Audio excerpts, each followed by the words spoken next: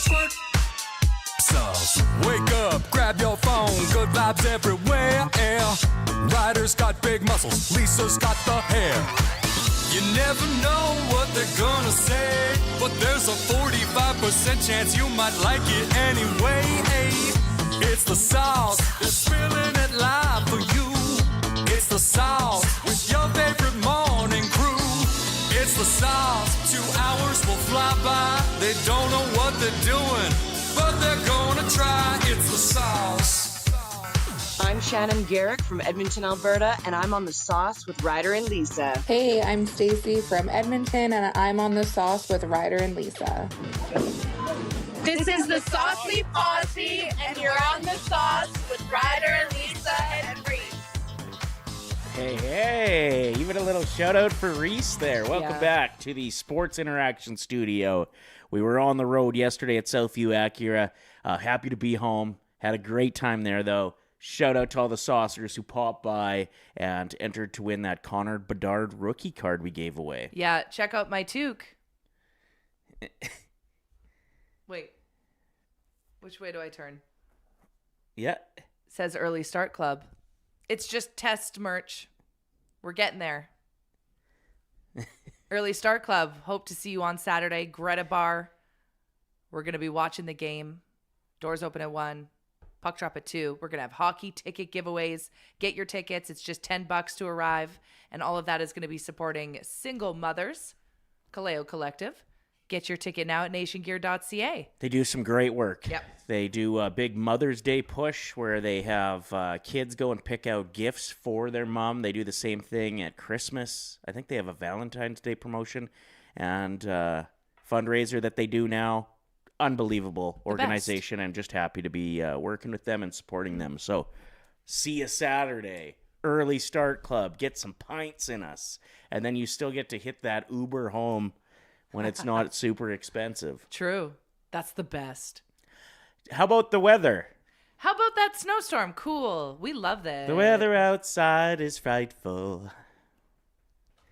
I'm going to chop my head off. No, we don't talk like that. Why? That's too aggressive. I'm over it.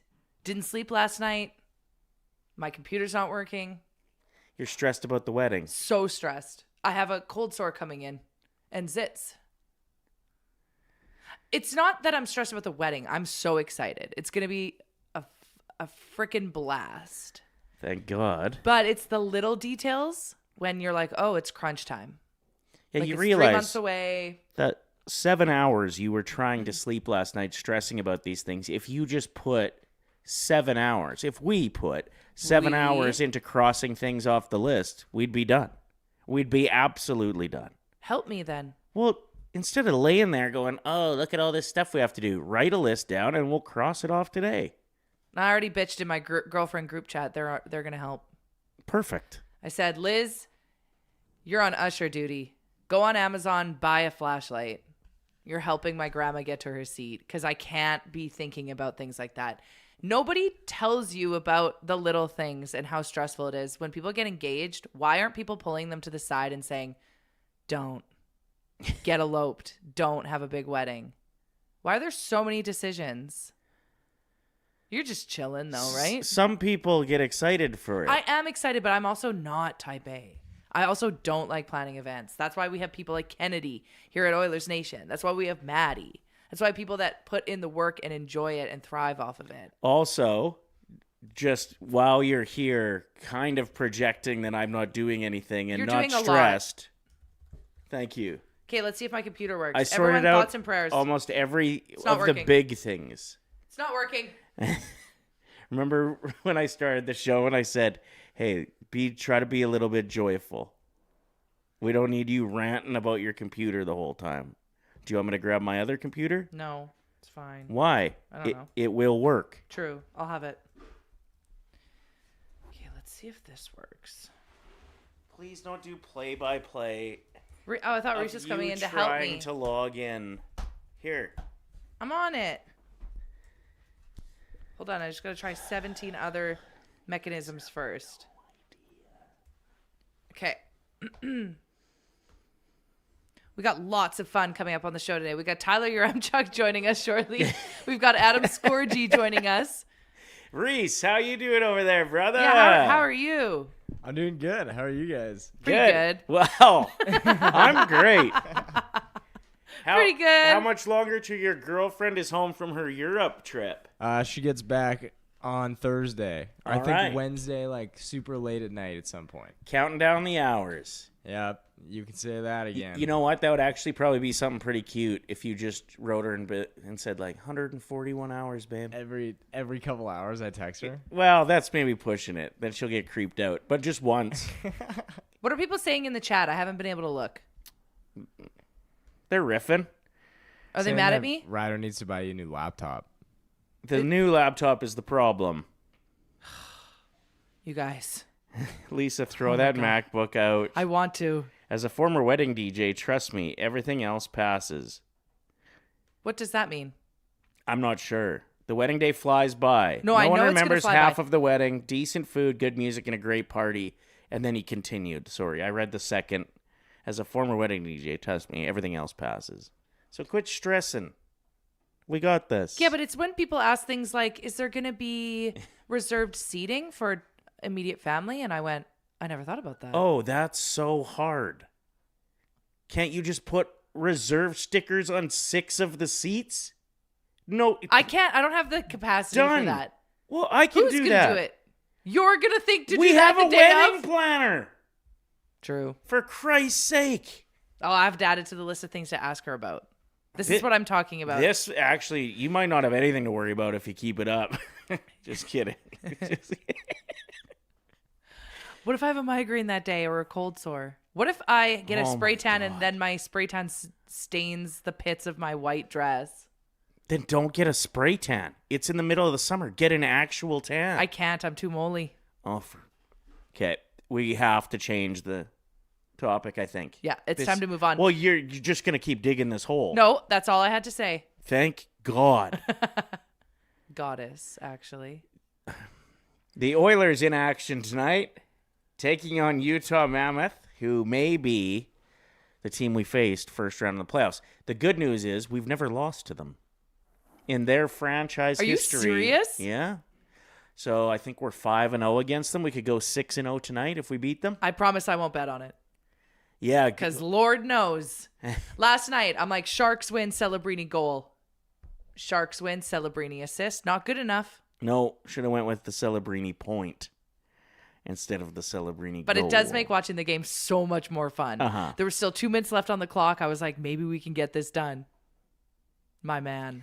Didn't happen. It feels like you're right in the middle of some big bets, running a phone and 2 laptops over there. Look at me. You look like you're day trading. You know who I look like? One of the scientists that was working on the Trip around the moon. spacecraft being shot out closest to the moon, closest we've ever been to the moon, which also makes you think, well, what the heck was that footage back in the day where they were putting the American flag on the moon? Fake.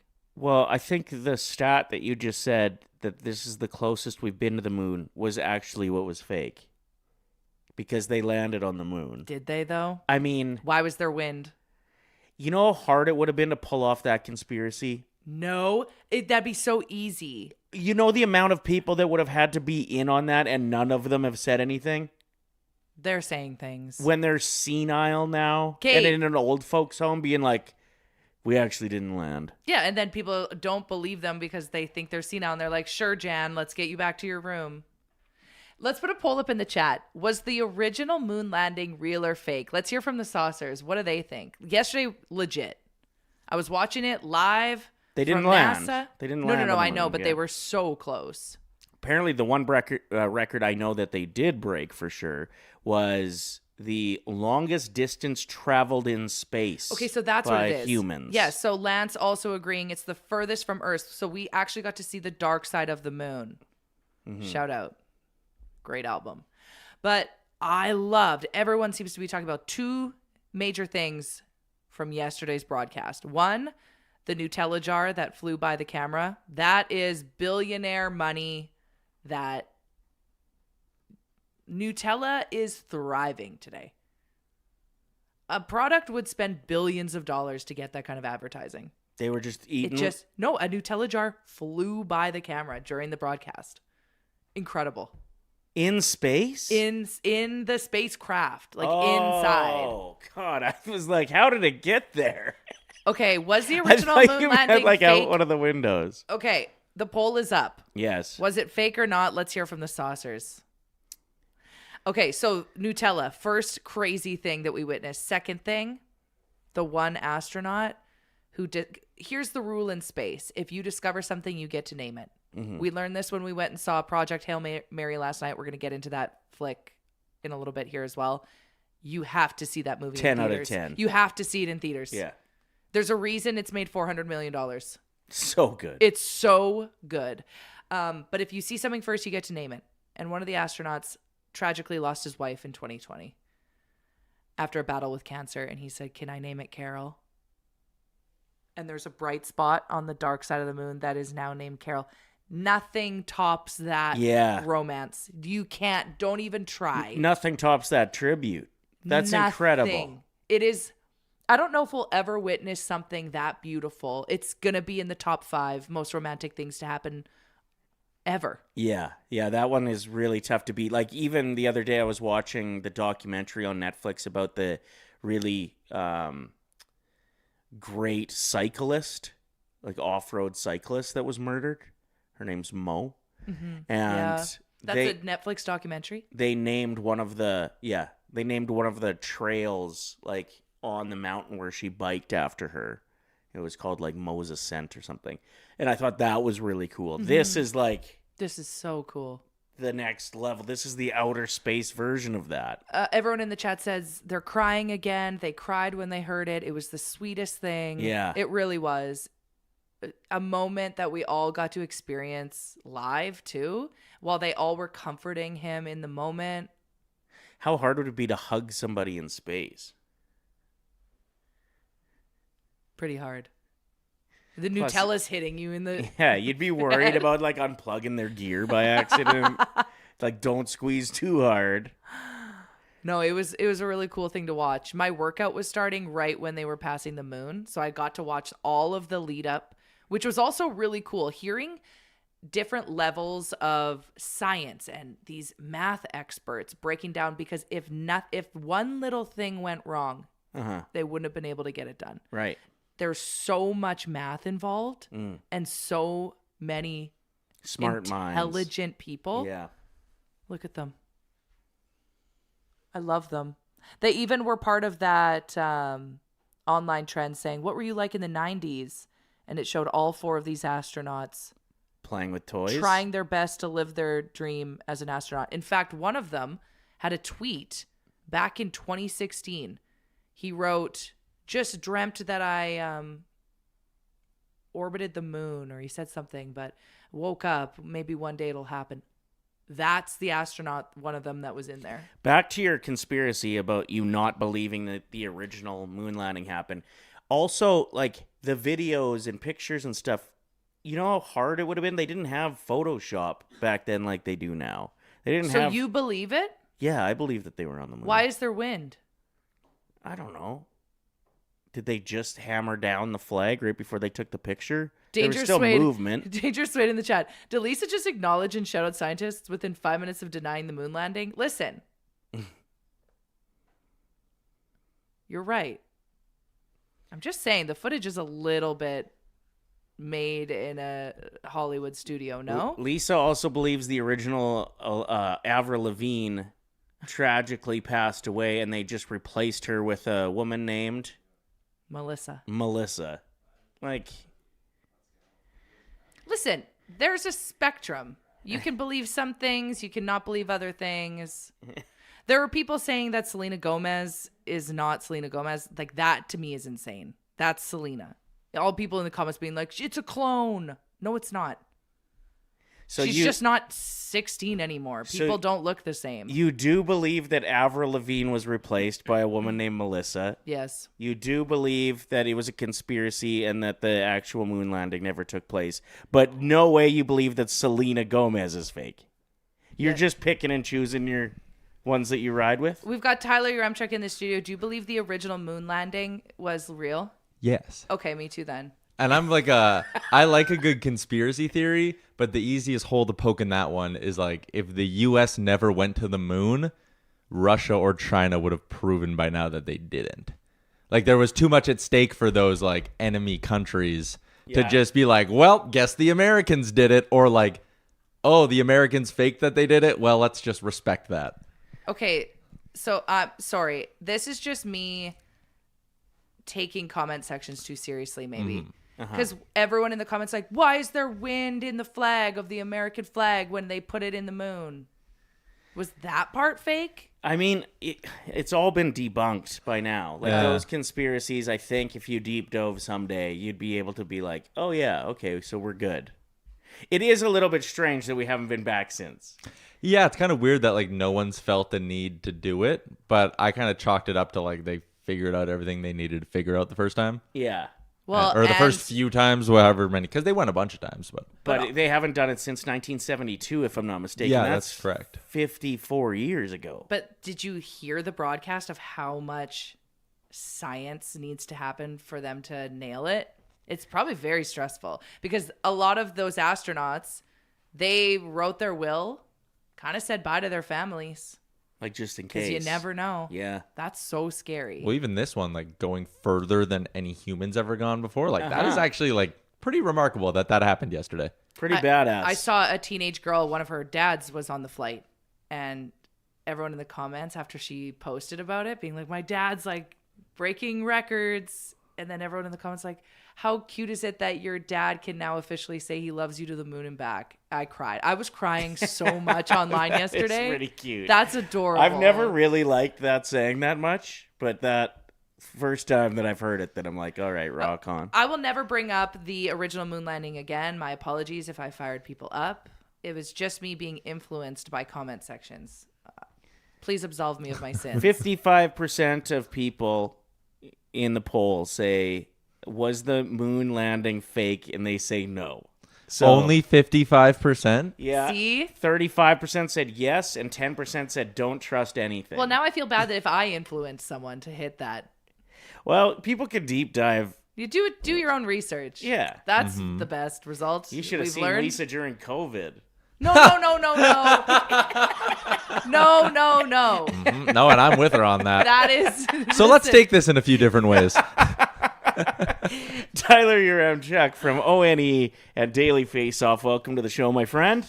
Hello. A bad one for the Jays last night. Yeah, I mean, listen, I had like a little bit of fear being a lifelong Jays fan that I was like, all right, are they really a World Series contender? Like what I've seen that once in my life. Right. I was like, I know this team well enough. Shit usually goes wrong. And then for things to start going wrong right out of the gates, I'm like, yeah, this is familiar. It's usually how it goes. Feels like they're more of the 2015 Jays, who I think won like 57 games or something, than the 2025 Jays who made it to the World Series. Yeah, and again, like they're banged up. They're fielding the ball bad, which is super uncharacteristic. Just like a super weird start to the year. And I mean, you come into the year and you go through an offseason being like, all right, pitching depth. It's so important. To be a week into the season where, 6 weeks ago, I was sitting there being like, okay, you're going to go Savage, Cease, Gosman, Bieber, Barrios, Ponce, Scherzer, and it's like Lauer, and it's like, oh my God, they have 8 starting pitchers. This is unbelievable. You're going to move 2 of them to the bullpen, and their bullpen's deeper than it's ever been. And then now you look and like some dude named Joe Mantonply's pitching yesterday, and I'm like, what is going on? Heineman's gotten numerous games so far already. These are names I've never heard of. It's crazy that it just like the depth that is withered away like so fast. But What's happened to Bieber? well, his arm just like wasn't. They couldn't get it up to 100% in spring training. I think it's still like a lingering Tommy John issue. So he's throwing off a mound, but they need to like simulate spring training for him. So he's like a month away. Barrios broke his arm or whatever, but I think he's maybe 3 weeks away. Savage is the encouraging one because it sounds like he could be back maybe in the next few weeks here, but that'll be big. Losing Kirk sucks. Like, I mean, that's one of your most important players. Especially, it seems like this year, like he had a real good handle on the new like calling And now calling challenges or whatever. And I think that rookie's a little bit spooked by the whole thing. I don't think he's going to be tapping his head much. And Heineman comes in and just throws away a couple games, literally. And I feel for him too, because he's not a starting catcher. He's a guy who catches once a week when Kirk needs a day off, and then he comes, he does that. And I don't know if you saw the video of him in his locker room, in his locker in tears after the second game, being like, "I just cost us 2 games," and it's like, "Oh my God, you're not supposed to be in this spot." I feel bad for him. It's a mess right now. It kind of gives vibes of Stuart Skinner getting the starting role for the Oilers a couple years back when maybe they weren't ready to have him as the starter yet. Yeah, absolutely. But I mean, the one thing I'll say with the Jays is if you go back to last year and people were throwing around some highlights, they were under 500 well into the season. Right. And it took a second half or a middle part of the season surge for them to figure it out. Again, people kind of forget because of how good they were in the playoffs, and that electric run kind of to an extent makes you forget about the regular season, kind of similar to some Oilers runs and stuff like that. But people forget they were 8.5 games back at the start of July or something like that. Their comeback to win the division last year was not quite historic, but very uncommon. Huh. That's interesting. Same thing with the Oilers, right? When people this year will be not the same team as we were last year, and I'm always 12 months ago you were sitting here saying not the same team that we were and then they showed that they're the exact same team. So that's why I never panic too hard on the Oilers, right? It's every year, yes, the regular season doesn't go good, then 3 things happen in the playoffs, and you blank out every bad game in the regular season and go, this team's the best. Yeah, good point. So are we going to be able to beat the Mammoth again tonight? You were saying that we've never lost to them. Yeah. They haven't beaten us? No, we're 5-0 against them. We could go 6-0 tonight. Well, now I kind of feel like they're due. Right? That's my fear. I'm why'd you tell me this? You're a gambler. When you walk up to the roulette table and it's 5 straight reds, do you bet red again or do you bet black? He actually does. Really? I always go, why wouldn't you put it on black? Streak's a streak for a reason. No. That's my... All right, so then you're going Oilers tonight. Yeah, big time, yeah. I like to go with the 0-0 when I see there's no green at the the roulette table for a while, because if it hits, you're rich. That pisses everyone on the table off. Why? Because I take everything? When somebody bets the 0-0, Why? It just gives them validation. It's Did just you see some of the tables in Vegas where they've introduced the third 0? What? Just I was hungry. ready to freak the hell out. Yeah, I put my money down and then saw the third 0 and then got out of there. Yeah, it's I'm not playing on this stupid ridiculous. Table. Now it's a 1 in 10 chance that you lose your money on the zeros. That's crazy. Do you have tickets to the PWHL game tonight at Rogers Place? Boston taking on Vancouver? No, I don't. Okay, so 7:30 p.m. puck drop tonight. I don't know if you guys have seen the footage of these sold-out arenas, including Madison Square Garden. Yeah. Sold-out crowd. What was that, 75,000 people or something crazy like that? No, it's 20. Oh. It's 20,000 at MSG. If they sold out Commonwealth. Fair. But anyway, so cool to see. My niece is going tonight. She's very excited. Yeah. Lots of fun things. Last night, the Oil King season is done. I don't know if you follow that. Saskatoon Blades. Sound like a really good game because they only won by 1. Overtime. That whole series was crazy. Game 7 overtime. Yeah. And I think the final goals for and against was 21-21. I'm not 100% sure on that. I know going into the game yesterday, there was only a 1-goal differential in the entire series. This is the best sports run of the year. I'll take... And it is close. It's either October, the fall, or it's right now. And October, you get NFL football, which is always exciting. But NHL coming down the stretch, baseball still being at a point where the result of the Jays game directly affects my mood for the rest of the night. Once you get to July when they lose a game, I'm pretty much it's nice out. I'm going to go golf, and then I don't care. Right now, yesterday, I stewed on that Jays loss. I was pissed for a while. But also Masters weekend. Yeah. I am so deep in Masters research. We're going to pick your brain on that coming up in a few minutes. Because I have a couple questions about the Masters as well. Sweet. Okay, sweet. Let's talk a little more Oilers here right now, though. Yesterday, media availability, Knobloch, sounded like there's a decent chance that it's going to be a few games into playoffs maybe before we see Draisaitl. And that was the concern when this whole thing happened, right? Is that it was, is this reminiscent of Ekholm where it's he's just out for a little bit. Then it was well, he might be ready. Every round last year, they were he might be ready in the back half of the round. And then you got to game 4, next round. Then it was back half of the next round. And then it took until, the end of the Western Conference Finals for him to finally be able to play. It's concerning. I think the fact that there's, is he skating on his own already? He went to Germany and then came back. So, like, the fact he went to Germany, saw that specialist, came back, and is around the team and getting ready, to me, that signifies that, like, okay, whatever the issue was, they know he doesn't need surgery. They know he can rehab it on his own. Because if it was going to be long-term and it was something that could maybe need surgery, they would have probably just bit the bullet and done it. So I'm remaining optimistic. I think Knoblauch might be just playing a little coy. Is it MCL? Is that what we're hearing? That's rumors one out of there. That's probably the prevailing rumor. Okay. I haven't heard any conspiracy theories on it though. You guys, listen. There's only a couple of them that I believe. I do not think the Earth is flat. No, there that are rumors one's- circulating in the chat now, being like, "Let me guess." She thinks the Earth is flat. I don't. She could be convinced. No. But the prevailing theory is MCL, and again, that timeline would be some point in the first round of the playoffs. He should be ready to go.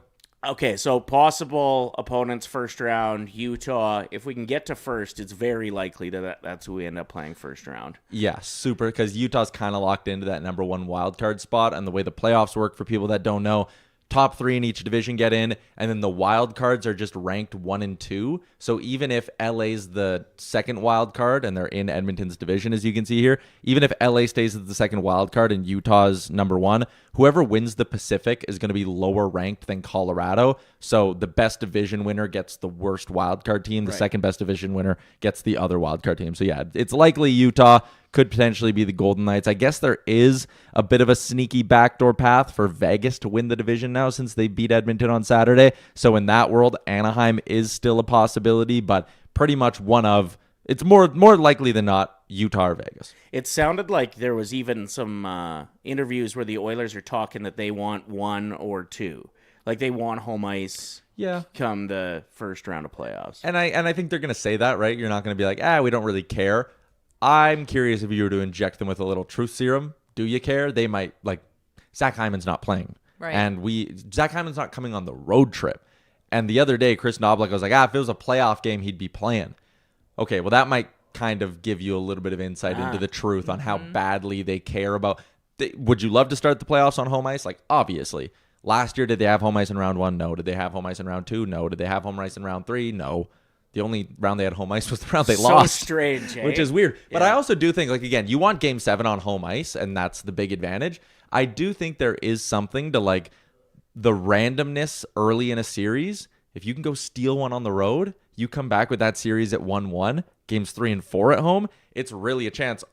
Not unlike what we saw in both Vegas and in LA, even Dallas to an extent, right? Yeah. Like, you get the split, you come home, you're such a good home ice team, bang, bang, it's 3-1. And it's like, it's awesome. 3-1, and you have such a commanding lead because you've managed to randomly steal one on the road in game 1 or 2. Interesting. I wonder if they've had that conversation. Like, Yeah. if we end up in this position, we know we're good at it. I think so. It's Did kind you of guys see exciting. the footage posted yesterday of McDavid in a busy nightclub?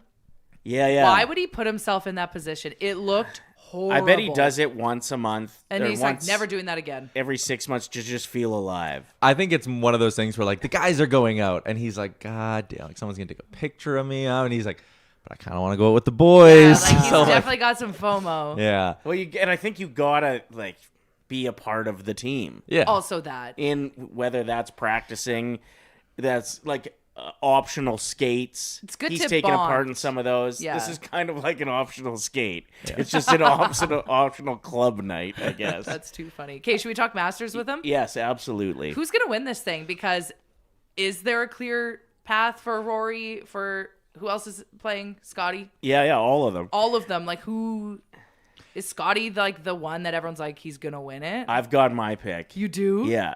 So I'm really in the weeds on this. I love Masters Week. I'm on Data Golf. I'm like looking up tee to green stats, all that stuff. Is there a Canadian playing? There is. Corey Connors Corey is Connors. someone who I like 'Kay. just because if you kind of follow his trajectory, like the Masters is one of the few golf tournaments where, like, again, same course every year, right? A lot of them, especially the majors, US Open, the Open in England, like they switch up every year. But the Masters is Augusta National every year. The course is relatively similar every year, pretty much the same every year. So, like, Connors is one of those guys that's like found his way to a top 10 at Augusta, and he's kind of lingered for the last few years. So it's one of those where his game suits the course well, and he's pretty familiar with it. So I do like a little Corey Connors this week. What's interesting, the way golf's kind of gone, and it's I think especially true at Augusta, when you look at the last sort of 5 winners and where they rank in certain statistics, like driving the ball, iron shot, like long irons around the green and putting, they're all like top 5 in iron shots, top 5 in around the green, and they rank in the tournament. They win like mid-20s in putting, which is like so counterintuitive to how golf has been traditionally viewed. Like, Ryder, you've probably heard the old saying so many times, like, you drive for show, you putt for dough. Yeah. Well, now, like, putting has an element of randomness to it. It's almost like, no, you drive for dough. Like, if you're a big hitter, you're going to stay in contention longer than guys who don't hit the ball as long as you. And the putting is basically like a put yourself in a spot to get lucky and make some putts. And that's kind of the way it's gone for the last 5 winners. So that's where I think it does favor. Like, if you want to root for a Canadian, Corey Connors is the guy to do it this week, because the one thing that always kills him is his putting. But if you were to get lucky and a couple of these long putts fall and a couple of those lip outs from previous Masters, start to fall, it's like, yeah, I could see him in contention Sunday. A lot of people on John Rahm because he's kind of the forgotten one because he plays over in Live.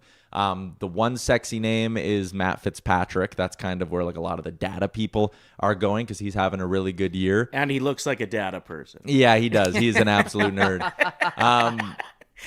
Cam Young, I think, is a really interesting name. He won at the Players. Bearded fella. Has weird advertisements. He puts ads on the collar of his shirt. Big Major League Baseball ad and a big MasterCard ad. It's ridiculous and quite frankly pisses me off. Yeah. But he's a really good golfer. So he's one guy I'm looking at. I don't think Rory's got it in him to repeat. Repeating's hard. Scottie's maybe getting a little overlooked right now because he's not having a great year. But if you wanted me to pick like an absolute favorite, I'm probably just eat the chalk and take Scottie. A middle of the pack guy is Cam Young, and a long shot would be Corey Connors. And if Scottie wins, this is his 3rd in like a 5-year period or something, right? So the odds of that, like, are you thinking Scottie?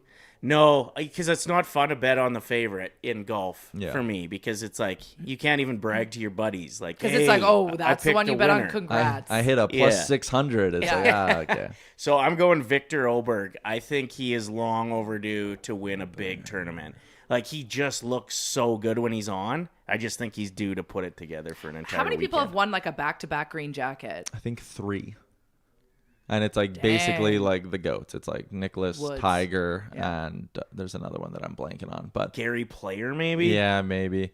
But like that's kind of it. Like, it does not happen ever. Same thing with a debutante winning. Faldo was the other Faldo. one. Nicholas Faldo. But like a first-time player winning at Augusta hasn't happened in like 50-some years. I think it was like 70-something, fuzzy.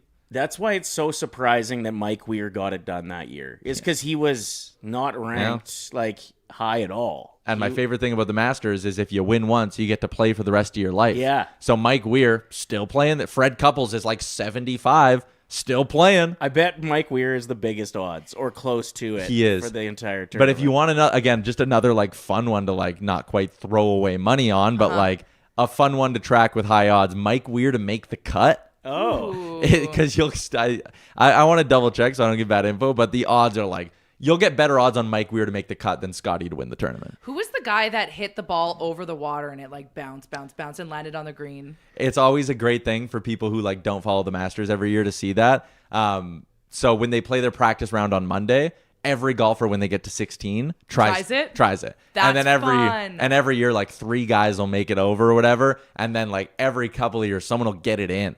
And it's wild. insane. Yeah. Is that on what hole is that on? 16. 16, yeah. All right, so Victor Oberg's my pick. Okay. Your number 1 pick is going to be Scottie. Yeah, I think so. No, I won't go Scottie because that's kind of lame. I'll say Cam Young is my pick. And then Mike sweet. Weir to make the cut. Yeah, get it. I like that bet. We've got a little game for you before you get out of here. Yeah, Okay. and then we have Adam Scorgie joining us, which is going to be always such a fun interview. Yeah. But let's play this game first. This is called Name That Driver. So we've blacked out Oh boy. some drivers, guys cranking the ball, and you just have to tell us who you think it is. Reese, we got number 1 ready. You're going to like there? have a picture of me? Yeah, we should. Bryson. Yes. The and hat. The hat gave it The away? hat gives it Okay. away. I thought maybe the That hat is would give it away. insane that you knew that from his hat. Don't all golfers wear that hat? I guess No, not he wears these like days. he wears the paperboy hat. Yeah. Okay, next up. Ooh, that one's tougher. That's a really good silhouette. Bryson even had like the back pocket stuff that makes it.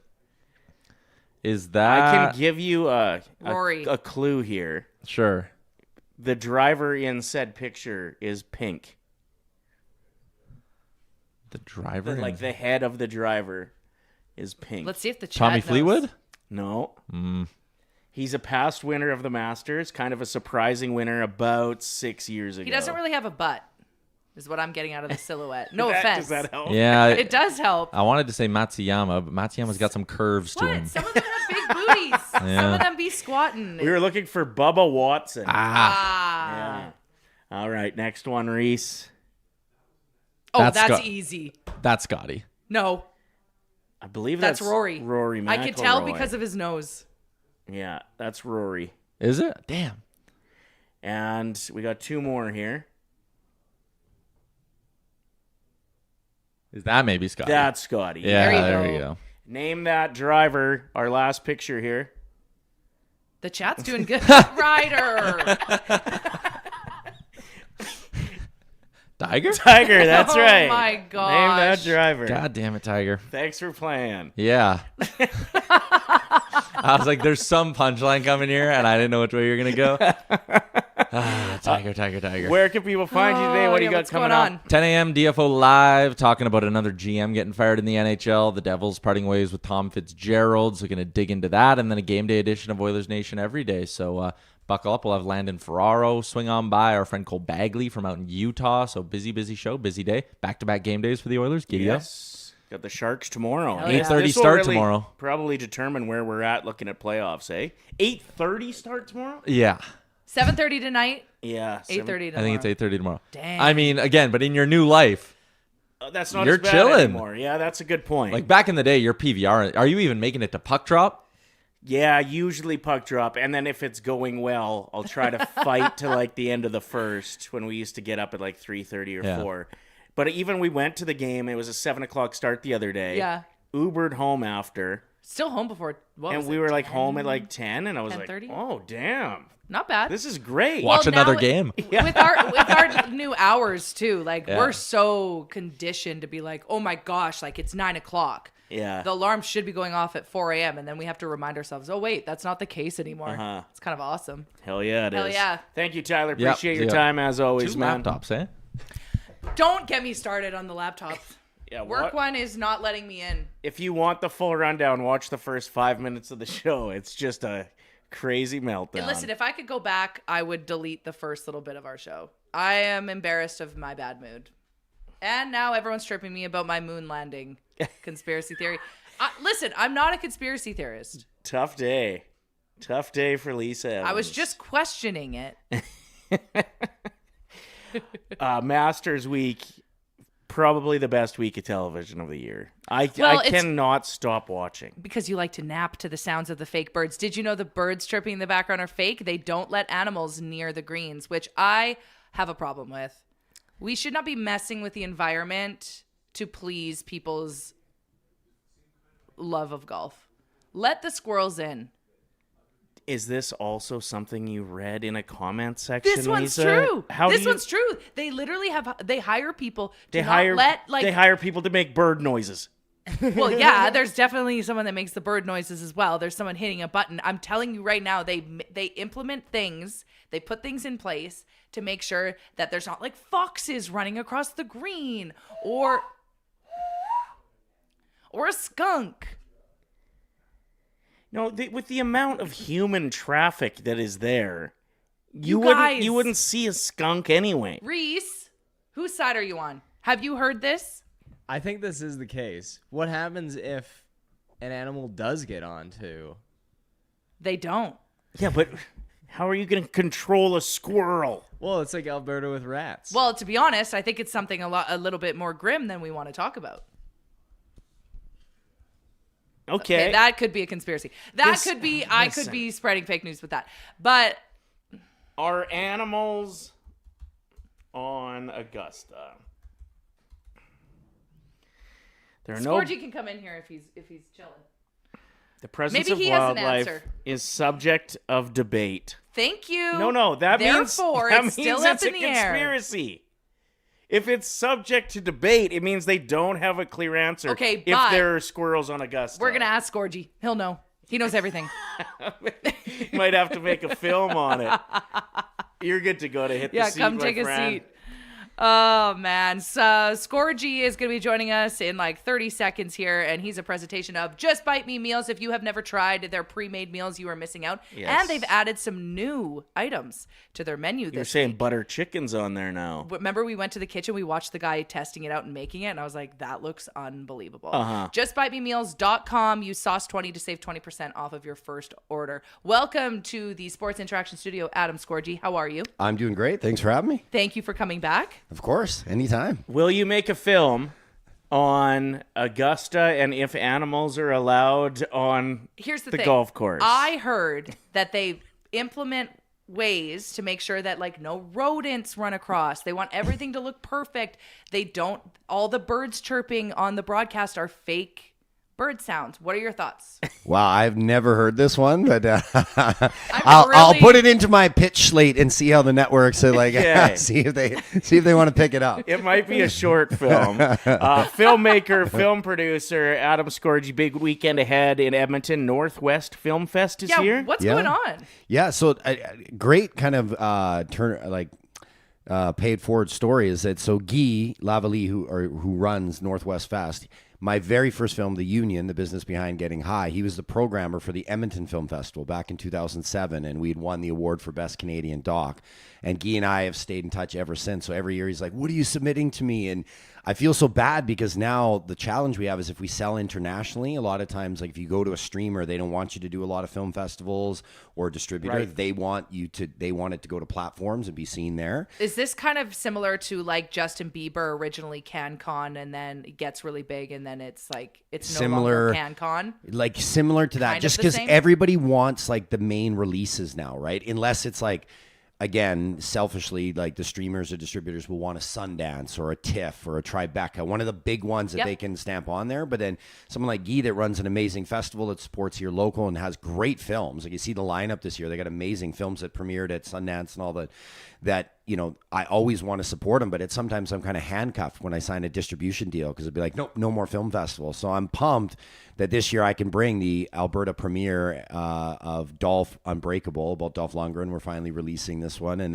then Tutu, because that's nominated for the Edmonton Film Prize, which is an awesome award that, you know, the Edmonton Arts Council does for us, where all three nominated films will get at least $5,000. So it's a cash award, which is better than a piece of glass, right? Like, no offense, piece of glass Totally. is cool. Yeah, you won. But you know, so even as a runner-up, the first, if you win is $15,000, and if you get a runner-up is $5,000. So both films are premiering this week at Northwest Fest, which is fantastic. Can people So- come and watch? Yes, please get tickets. Go support. You guys really need to support. Guy's been doing this forever, and he's so good to filmmakers.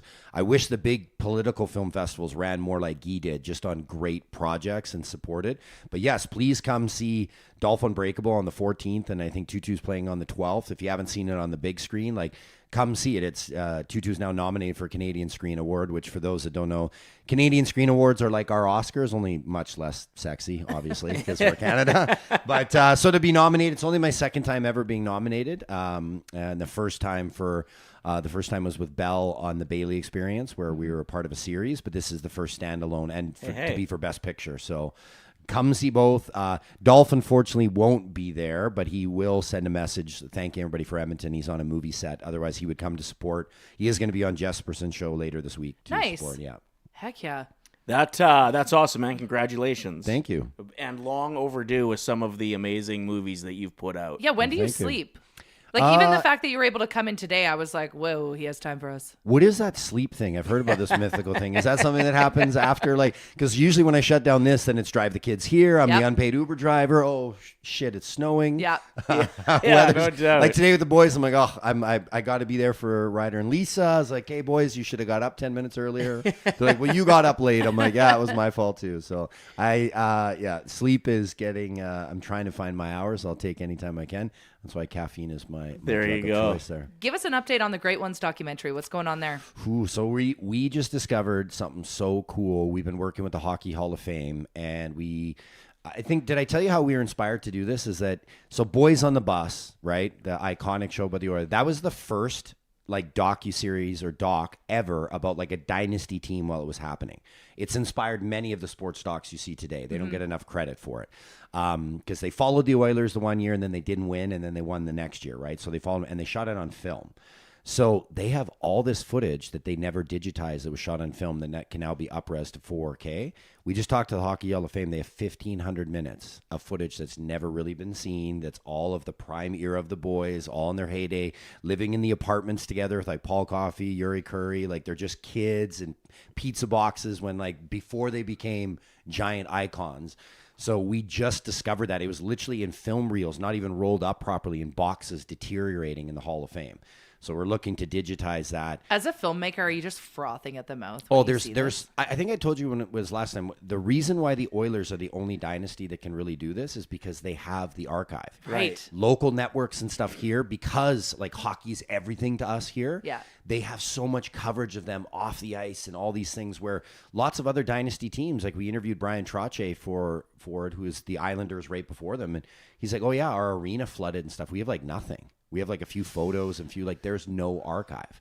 The NHL did a really bad job early on. They didn't have the money or the resources to keep any kind of archive, right? And when you were fighting for NHL rights, like you'd have a local network would have 5 games and this network would have the other 5. And then when they got bought out by big ones, they didn't digitize or store things. A lot of them threw their tapes away. So I was just talking to Dan with Hockey Fights. That's how Hockey Fights started, is the private collectors were getting it from all these networks and putting it online themselves because you couldn't get it anywhere else, right? Whoa. So they all try to say, I have the most Bob Probert footage ever. I have the most Dave Semenko. I have the most... And I as I was saying to Dan, I was saying to him, like, well, you may be in possession of it, but the NHL actually owns your footage, right? Right. Anything with everyone, you might have the tapes, but it doesn't belong to you. Well, exactly, and especially like unless your name is Bob Probert, you probably don't get to own this footage. Yeah, but they do have the tapes, right? Sure, it's their thing, and they trade. And there was even like owners of NHL teams that secretly would want to see it because they had their favorite fighters and stuff, so they would buy it from them and stuff too. And there's quite a story just to be had there of how that culture and how Hockey Fights organically came up, and how the NHL for years just kind of turned a blind eye to it and never shut it down, but it was always operating. And they're like, you guys promote fighting? They're like, no, we don't. We have nothing to do with hockeyfights.com. And it's like, yeah, but you could send a cease and desist and shut it down, right? But they knew that rivalry and fans, like, if you're getting people to the game, whether it's for fighting or for the goals, if you're getting people to the game, you're getting people to learn the game. Mm-hmm. Right. Yeah. No publicity is bad publicity. Is that's kind of the something same I've thing? heard. Yeah. But absolutely, if you haven't checked out Ice Guardians yet, Adam Scorgie, who's with us today, put that together, and it's just a completely different look at fighting, at the tough guys in the NHL, and how important and like brave and honorable. And what they went through afterwards, the aftermath that nobody really, thank you for shining a light on that, because not a lot of people take into consideration what can happen to someone after they've gotten the crap beat out of them for their career. And think about the way we always put it is like, whether you agree with fighting in the game or not, it is a huge part of the sport's history. And honoring those guys that did it is just as important as the goal scorers, in my opinion. And as Dan and I were just talking, look, you want to look a prime example of how, and I think I mentioned this last time we were here, there is a guy's name that comes up in almost every single 57 interviews we've done for the Great Ones so far, and almost every interview, this guy's name comes up when we're talking about the Oilers. Dave Semenko. Yeah. Like, he is right in there with Wayne, Mess, Coffey, Semenko, of how much of a character guy he was off the ice, the jokester, the prankster, the glue that kept people together, the protector, the guy. Like, it is amazing. You're like, oh, I'm just sad that we lost him, right? Because he would have been so good. Yeah. And you look at his funeral when they did the ceremony here, 5,000 people came out. Like, it was huge, right? To come and support him. I can name hundreds of players that played for the Oilers that if they did the same, they get 100 people out there, right? Yeah. So you look at the impact that a pugilist can have on a team. I think more people readily, that's where I did. You connect to them because you feel like he's more like me. Like, I'm not the best, but I work hard and I'm trying to do what's best for my family and stuff. And that's what these guys did. But their family extended not only to their immediate family, but to the guys in that dressing room. They're willing to put themselves in harm's way for the protection of others. That's a hero in movies. That's someone that you aspire to be like, that you're attracted to that. That's what brought me to love the overall game of hockey. I love all aspects of it now, but it was the enforcers, the ice guardians, the pugilists that originally brought me in, because I was like, whoa, they allow fighting. Whoa, they're there to spark the team or protect. And it's funny because every year they look at weaning it down and getting rid of it, then it comes back up, right? You're seeing this year with what happened to Matthews and Sidney Crosby, injured by Gudas, right? People are like, well, was it clean? Was it isn't? Who cares, right? If these are the guys that you're like the best men at their wedding, you're seeing their children rise up. If somebody hits your player that's also like your brother or your family member with a clean hit and gives them a concussion that ends their career or they're never quite the same, you're like, I don't care if the hit was clean. I'm going to make you suffer because you just injured my brother, right? Like, and that's where you see the game, the passion. At times people are frustrated. Like the Leafs, everybody's like, nobody did anything for Matthews, your star player, your captain. Nobody even went over and like face washed the guy. Like you knew, like, yeah, you're not making playoffs. If you guys aren't together, you're not. And I can tell you a moment where that happened recently too. Is do you guys remember? I remember because I hate the Canucks more than any other team. Being an Oilers fan. Sorry, Saucy. I think you know what's funny? Saucy Justin in the chat. What a great guest. I love this guy. World's biggest Canucks fan. Don't leave us, Justin. Yeah. Sorry, Justin. But here's what I grew up in BC as an Oilers fan, and that was the dark days of the Oilers, right? When the Sedins would cycle on the Oilers for like 4 minutes and then the score. entire period. It was just a joke, right? That. You know, that and the Canucks fans would always just come over and rub it, and you're like, oh, how's those shitty Oilers? And I was like, dude, I'm not even talking to you. Like, your team's winning. You should just be happy. We're not even playing. It wasn't even a Canucks Oilers game. So I really learned to hate most Canucks fans. So they've really got it. And it was my birthday, June 15th, when the Canucks lost to Boston in the Stanley Cup final. And that was my birthday present from the Boston Bruins. But I bring it up that you want to talk about how in the modern game that still plays an impact is on paper, the Canucks should have beat them. They were the far superior team skilled-wise. And they were up 2-0. And statistically in the Stanley Cup finals, I think it's like 80% of teams that win the first 2 games win the Stanley Cup. Yeah. But then Andrew Alberts accidentally hurt Nathan Horton, and that woke up the beast. And that's human behavior there. The hit, I still think it was kind of clean, but Nathan Horton got severely concussed and was out. And all of a sudden Boston said, wait. You guys might be more skilled than us, but you're not beating us on the physicality. You now took out one of our brothers. We're coming for you. Next game, Sean Thornton's dressed. Doesn't score, but he drew a penalty. Playing physical, they retaliated. Boston didn't score on the penalty, but shortly after. And then Boston played physical, and the iconic move where Brad Marchand punched Henrik Sedin in the face with those jabs 5 times. Yeah. Right? And every connection was like, why? The penalty, this, and like, stick up for yourself even, right? And when I talk to players now, so many NHLers said right there, we knew the Canucks were going to lose because when you don't stand behind, Henrik Sedin was the star. He was on the cover of EA Game. He was the best player in the league.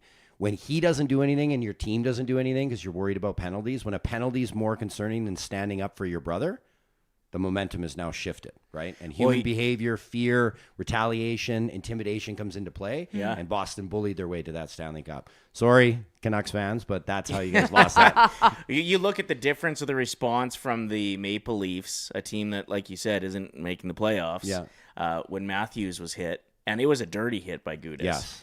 Compared to how the Oilers responded when Draisaitl got hit, which was a clean hit. Yeah. And they would not let that guy forget about it. And you shouldn't. Like, that's the part that's always going to be, until you remove hitting from the game, you're going to want to defend your, like, and I've talked to so many pros on this. Like, I was just up in the Arctic with Hockey Helps the Homeless.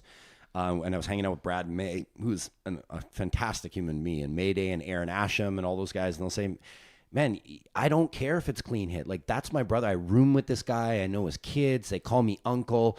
And I don't care if you get him with a clean hit, shoulder to chest, but you injure him or concuss him where now he can't remember where he parked his car or he's got, like, I don't care. I don't care if it's clean. He's like, I'm coming for you. Do not do that to my brother, right? And that's how it should be. Like, and this is why we had the human behavior specialist and Ice Guardian explain that is like that. When you have an incident like that, of like whether it's a brawl or some kind of incident, and it brings your team together, I can point to a dozen times where that has rallied teams to come win Stanley Cups, because nothing brings you more together when you have each other's back when harm's in the way, right? When you're like, wow, my team's willing to block shots, get into fights, do whatever. Like, we can do anything when you feel back. When you don't feel backed and you feel you're left out there and no one's there to protect you, the team's kind of like, what am I doing this for? This is just a paycheck at this point, right? Right, 100%. What are your thoughts on this year's squad? And I've got a question coming up, the pretty heavy one, about McDavid's storyline in your opinion. But what do you think of the Oilers this year? Oh, I don't know. They were looking good to this Las Vegas game, and they're starting, to click. It's tough because they had, I mean, 2 years ago, I think they had the best team they had with McLeod and Fogle and everybody there, and they went, I don't remember, McLeod was still a bit, they went 1 goal. I was down there for Game 7. I'm still crying from that. I had all the guys mic'd up. We I think I were told right you, I on there, had to go get the microphones from the family. It was heartbreaking, right? We were right there. I don't think we're as good a squad this year. I just don't, right? Yeah. I wish we were. I just don't think we're as good. But who knows? Anything can happen in the playoffs. Maybe there's like you said, the Draisaitl hit and Draisaitl being out has kind of unified the team a little bit, allowing others to step up, get more ice time, get a bit more confidence for the playoffs. So who knows? I'm still a fan at heart, so I still kind of always like, there's a chance, right? So I'm still there, but like I'm looking at like Colorado and Dallas this year. I'm like, oh, how do you get past those 2 monsters in the West? That is what people said last year too, though. They said whoever comes out of the Central, the Oilers are toast. Every series we went into, they said LA, this is their year to finally slay the dragon. Not a chance. Next up, like we just powered Vegas. Everybody thought they were going to beat us last year. Dallas, everybody thought 5. Yeah, it's hey, look, you've got even guys that get forgotten. Like of course McDavid, but then Hyman's fantastic player. Nuge is amazing. Like who knows? They're a skilled team. I wouldn't bet against them either. So I'm interested to see who we line up in the first round. And, so many things come into play, though. Injuries and all those kind of things, too. So is Draisaitl back? Is he not? Talks about that. So we'll see. I'll be cheering like everybody else, hoping for the best.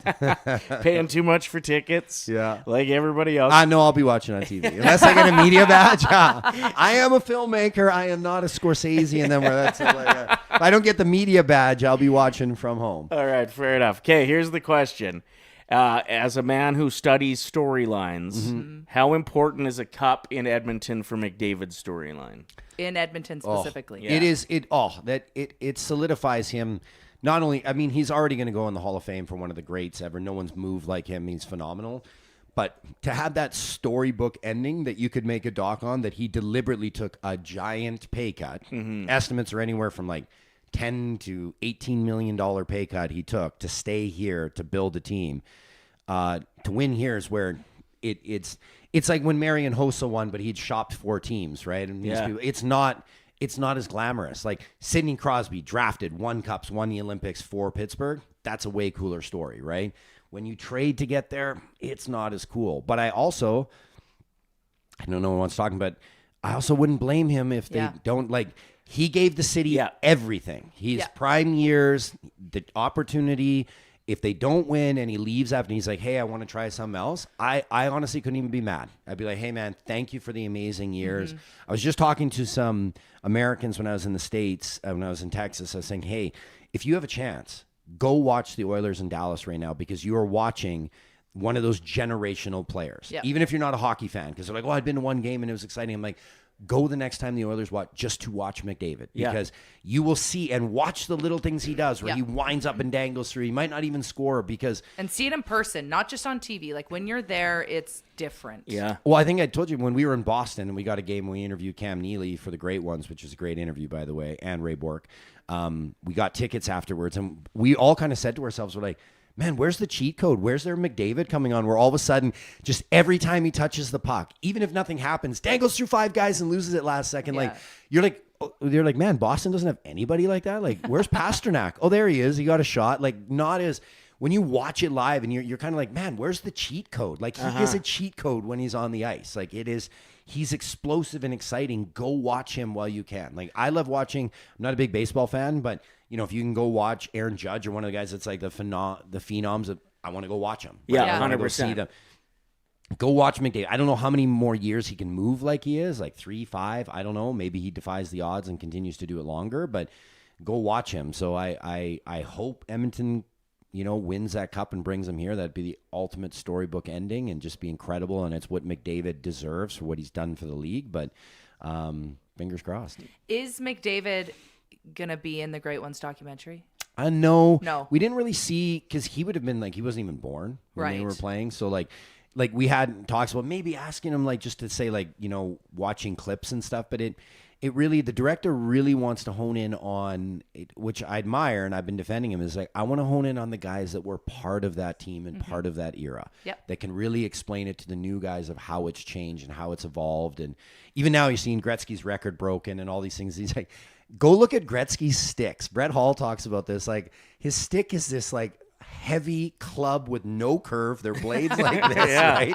It's like this, like you're like when they got the aluminum ones and you're like, man, this could be like a bicep curl thing. And so like the new sticks now, I think Coach Chippy did a good little thing when Ovechkin broke the record and he's pretending, he's like, whoa, is this curve legal? Like, oh, wow, these sticks are like, it's so different what they did and how they made, how the small market team in pretty much the middle of nowhere, the world really didn't know Edmonton other than oil. True.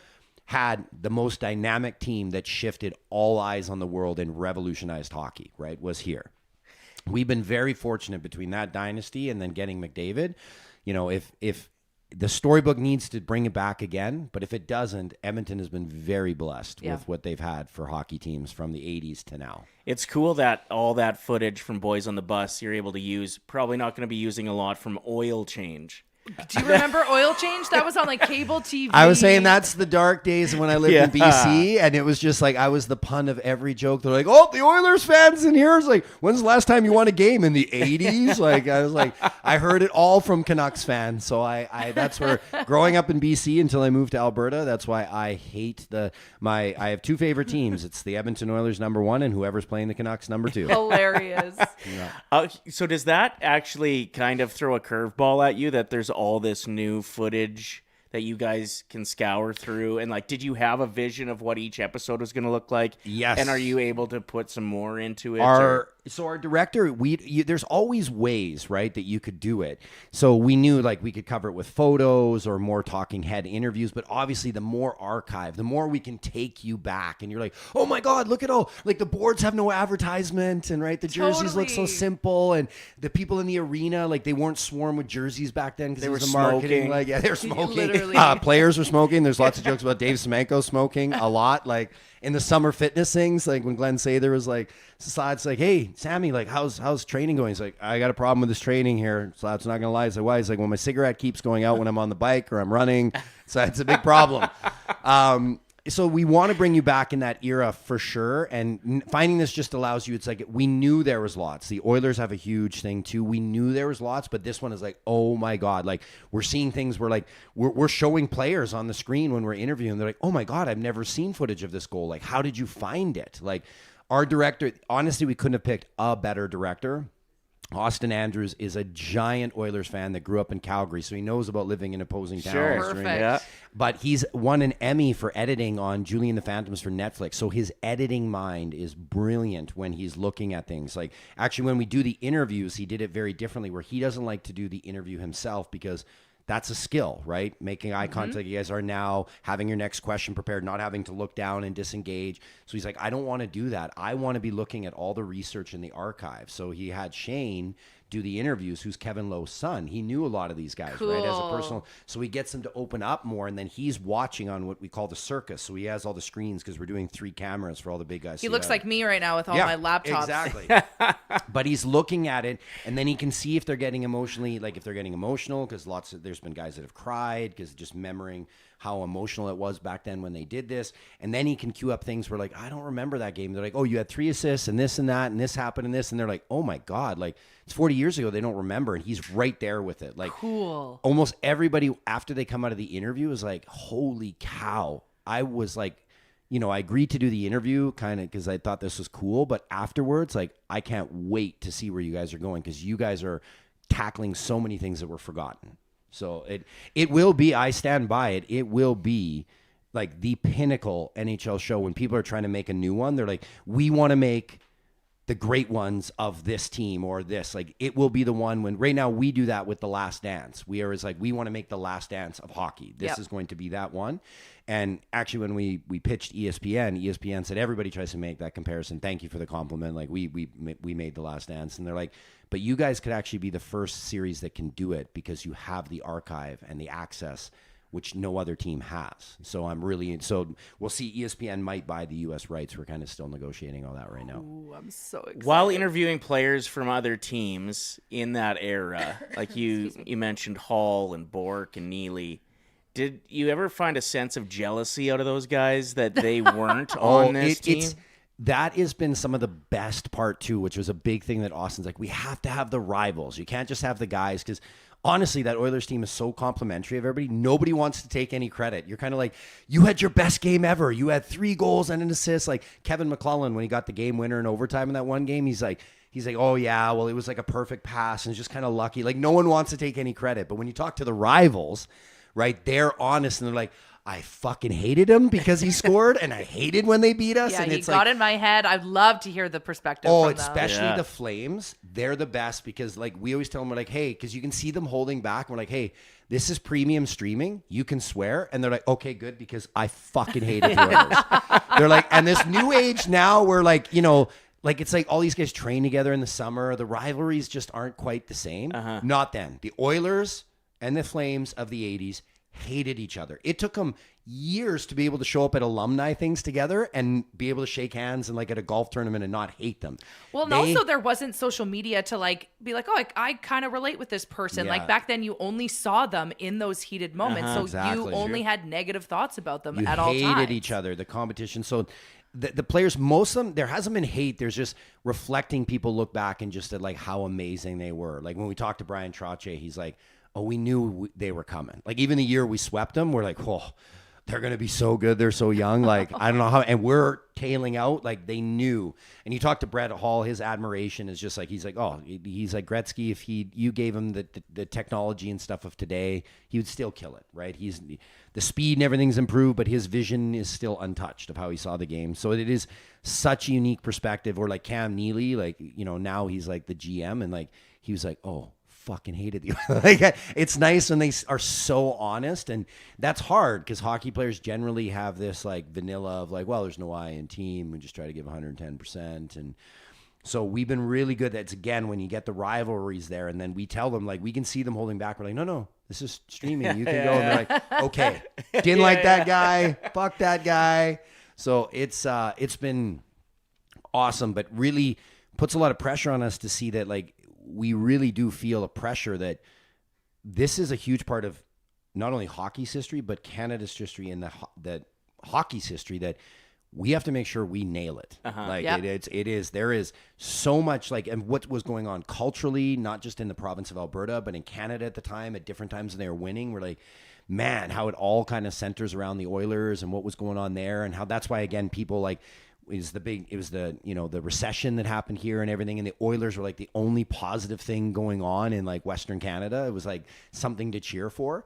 There's a lot of pressure to make sure that we do it right. So we're not rushing. You were talking about the stick technology and the amount of hate that these players used to have for each other. I wonder if just the weight of the sticks also, because the stick work that they used to do, and those things were shovels. Oh yeah, and and the cross-checking. Well, that's what you see how the gloves have evolved, right? Like you look at the old gloves from the photo, like they're up to here and they're like armor, right? The new gloves like don't even cover your wrist, right? Because they all have to be doing all this dangling with the sticks now, right? And the guys are like, well, I couldn't have used that back there, right? With how much I got chopped, my arms would have been broken every game. So they have to keep it up to here, like.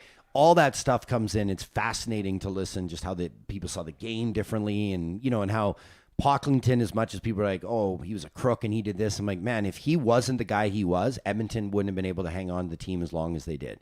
So many NHL teams were on the brink back then, and and Bruce McNall, the owner of the Kings at the time, like they were all movers and shakers to be able to keep these things afloat and be able to keep the superstars. Like so many of them seems like 1 week they could have just gone under, but they managed to get like a loan from here or pre-sell this business and be able to keep it going. So it is definitely very different game that we see today. Well, it's pretty crazy what it's turned into too. Like last year, the stats came out that the Oilers were, I think, North America's third most profitable sports franchise. I know. That's right. And you're going up against like the Dallas Cowboys, right, the New York Yankees. Like you're talking big dogs. Yeah. And the amount, I mean, the playoff runs obviously help bring in the cash. And everyone I know has multiple jerseys.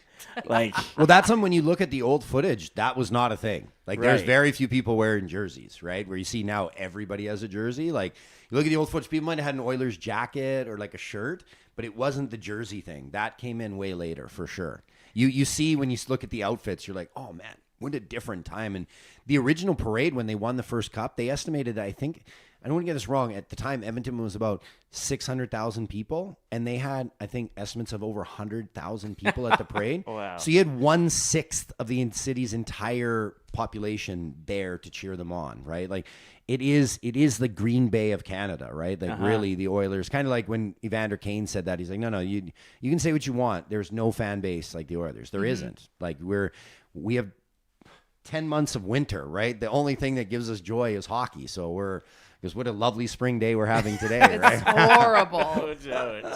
Yeah, it's interesting. Like, I went to the game last week and I didn't wear a jersey, and I kind of felt like felt guilty. a part-time fan. How shameful. Yeah, and I was still wearing Oilers colors. And you didn't have an Oilers official hat. like $350 signed jersey. Right. Like, Here's my question, and I asked you when we were walking into Rogers Place at the game. How much pressure do you think there is on someone like McDavid when he was first starting out and he starts seeing this flood of his last name? That people are spending hundreds of dollars wearing his jersey. Like, how does he sleep at night? Like, is that pressure still on him, or do you get used to it after a certain amount of time? I marvel at the way that he handles the media and the asshole questions and stuff we get here too, right? Like, man, the guy is classy. He handled of course there's pressure. That you think that guy doesn't want to win with every, I hate it when people are getting mad at that clip that came out with the Amazon series where he was like screaming and people are like, yeah, it wasn't your most, but take any of us in our worst thing, like when we're yelling at our kids or something. I think people would call child services if they saw me. Of course he doesn't look good. Like, he wants this more. You think him and Draisaitl don't want this more than any other fan out there? Like, shit, Draisaitl's played on one leg in the playoffs. Like, come on, he like needs surgery and stuff after. Like, these guys give it their all. Of course they want to win. Of course the pressure's there. You think McDavid doesn't want to have that storybook ending too, to win it either this year or next year? All he wants. Of course he does. That's why he did. Why else would you give the giant pay cut? It certainly isn't for the weather here. My wife is about had it. She's like, that's it, Adam. I don't care how good your business is doing. April, it's still snowing. Get me the fuck back to Kelowna or somewhere else. Like, yeah, I think we all felt that leaving the house today. Like, just having to get the snow brush back from the garage. No, and then go, like, and we call our family, and they're like, "Oh, just going for my morning walk. It's 18 degrees, and going to the winery later today." So yeah, of course he wants to do that. Of course the pressure's on there. Like, of course, but then he's going to be professional and say, "Oh, it's like any other game, and it's on me, and I got to do." But of course, it feels like one of the reasons the fan base right now is just on edge too is they know it. They know that, like, we've got a 2-year window. All I want for him right now. And we all, like, even Draisaitl, when you were saying he played on one leg through the playoffs, as much as that's for him, it's for McDavid. I think he respects McDavid so much that he understands how legacies work, and this is for him too. For all of them, it solidifies them. Like, you can shut up all the haters, right? Everything, like all the notches, because of course it's what people are. And I'm not saying this because if God forbid any of the guys watch, I work with these guys sometimes. Like, that will be the notch, right? Is like, you can crush all these records, but you never want a cup, right? Like that's the sting that they'll put on there, right? Like, or even if you get it, like a Marion Host is like, but you had to trade 3 teams to get there, right? Like, it's not the same. It's not the same, right? And that is the storybook ending we all want for McDavid here with Draisaitl and Nuge, who's been like the longest time Oiler, and Bouchard. Look, this year's a great one where how much everybody's been hating on him, but I don't know if you guys saw that comparison with him, Makar, and the other guy that are up for Werenski. Yeah. And they're saying how, like, Werenski gives up the puck more than Bouchard does statistically and has less points. So, like, all these, like, you forget, go back to Paul Coffey's stats, too. We're looking at these guys, too. When you have an offensive defenseman, they're going to get caught, right? That's what happens. I think Makar was, like, 0.2% better or something like that. But Makar's like, oh, he's the man. He never makes mistakes. Yes, he does. They all do. People talking about how the Oilers are a two-headed monster is just simply wrong now. Oh, it's ridiculous. I mean, it's been wrong for the last how good couple was years. Nuge last year in the playoffs? He Yeah. was fantastic for the team, right? Yeah, and look at Hyman and the impact he had. Like when we lost him going into the finals, that would have been a different series. Different series. I always joke with my buddy that's a Toronto Maple Leafs fan. I'm like, hey, I text him like a couple times a year. I'm like, hey, if you have any more guys like Hyman that you don't want, please, we'll take them. And he's like, oh, very funny. I'm like, no, seriously though. What's going on with Hyman? He's injured right now? Yeah, they think he'll be back. He's not traveling good. with the team for this road trip, but he'll be back by first game of playoffs. And they kind of said he will be back, whereas Draisaitl, they said they hope that he might miss be the back. first round, yeah. It just feels like the amount that Knobloch lies. But I have no faith Can you in blame any of him the though? Like, what's answers. the media now? You can't say anything without getting pounced on, and then they look into something when McDavid just complimented Tampa Bay, and they're like, "Oh, is he knocking Knobloch?" I'm like, I never took it that he was knocking him. He just said they're a well-coached team. They came out and did their thing. Like, Right. Like, oh, you're saying the coach? Like, it's like, oh my god. We overthink everything. It's because we all have that deadline on getting this done for his legacy. But even the fact that the rink is so loud, that Rogers Place is so loud right now, it's because everybody's just doing their part because they want this so bad for. Well, the pressure's got to be on management too, right? Because just like the knock of never winning a cup, they're like, so you got the biggest pay cut in NHL history to try to build a team and you couldn't get it done. Like, that will go on them, right? 100%. That will go. That'll be the notch on their thing. It's like, oh, we made the Stanley Cup final. They're like, but you didn't win. It's a good thing Dickinson and Murphy are looking good. Yes, that may have saved Bowman's job. Even that goalie debacle didn't look very good.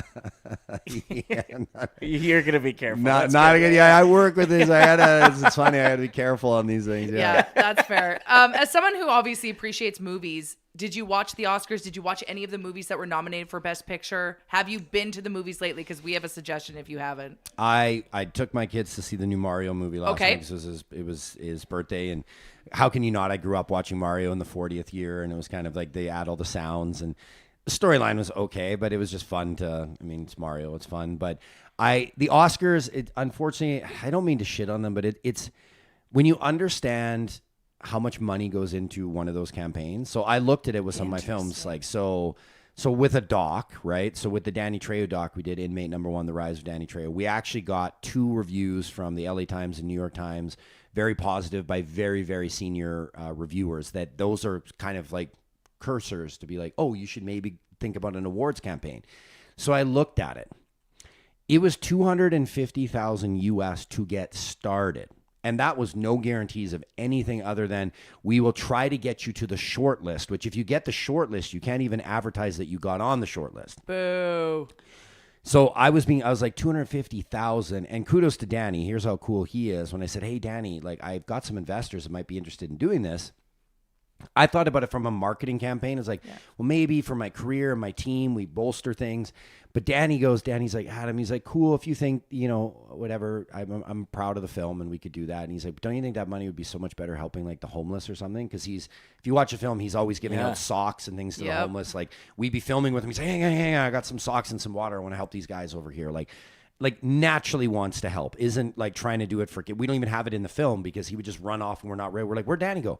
Oh, there's a homeless guy. Didn't he like save someone from a burning like a car flipped over and he went, Remember? 73 years old. He runs out there Like and he's flips pulling the them car out back. of there.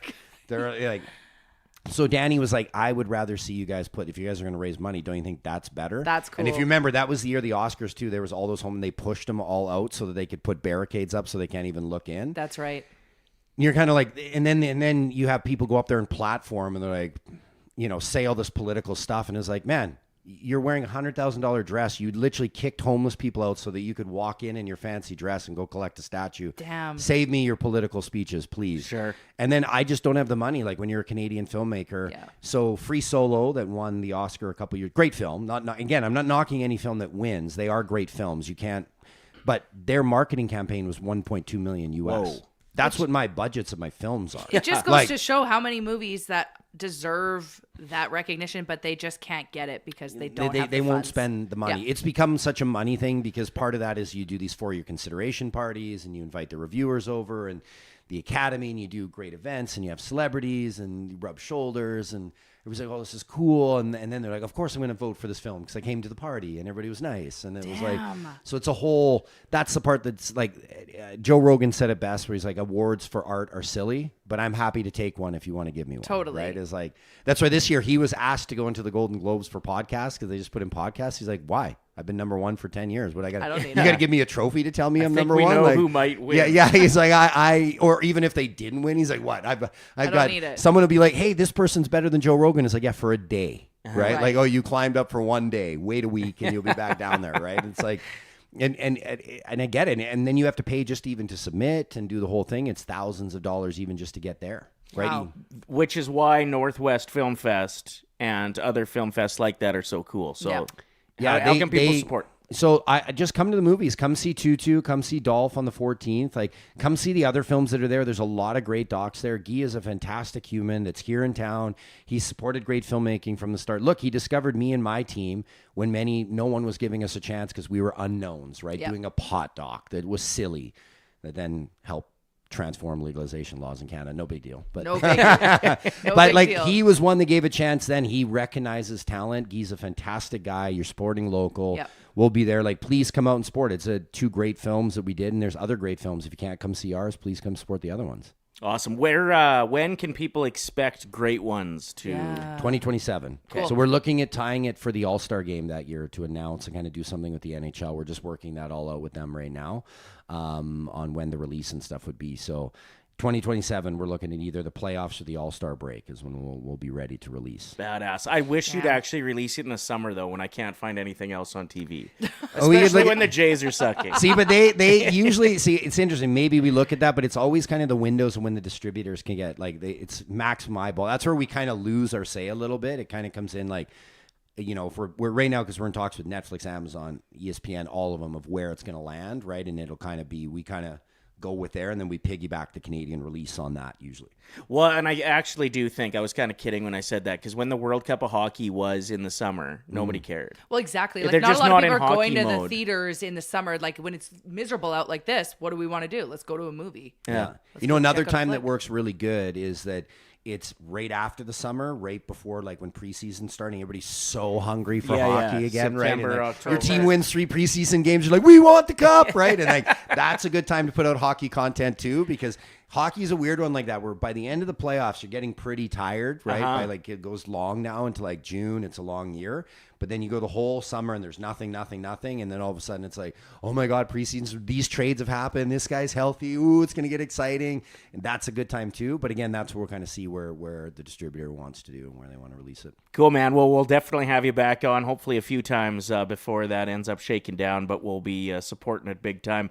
Congratulations on the successes, the nomination. Wait, you nominated or won? Nominated. Nominated. Yeah. So we'll see in May. If we win, I might go to the Canadian Screen Awards for my first time here. Hey. Talks look classy. Pretend I'm a classy guy. You are classy. Where can people follow you on Instagram? Because you're really good at updating people on what you're doing, your upcoming projects, so you when just- things are out. You can just go to Scorgie, which is spelt like how my name sounds, not how it Yeah. is, where it's score, like with a big G at the end. Yeah.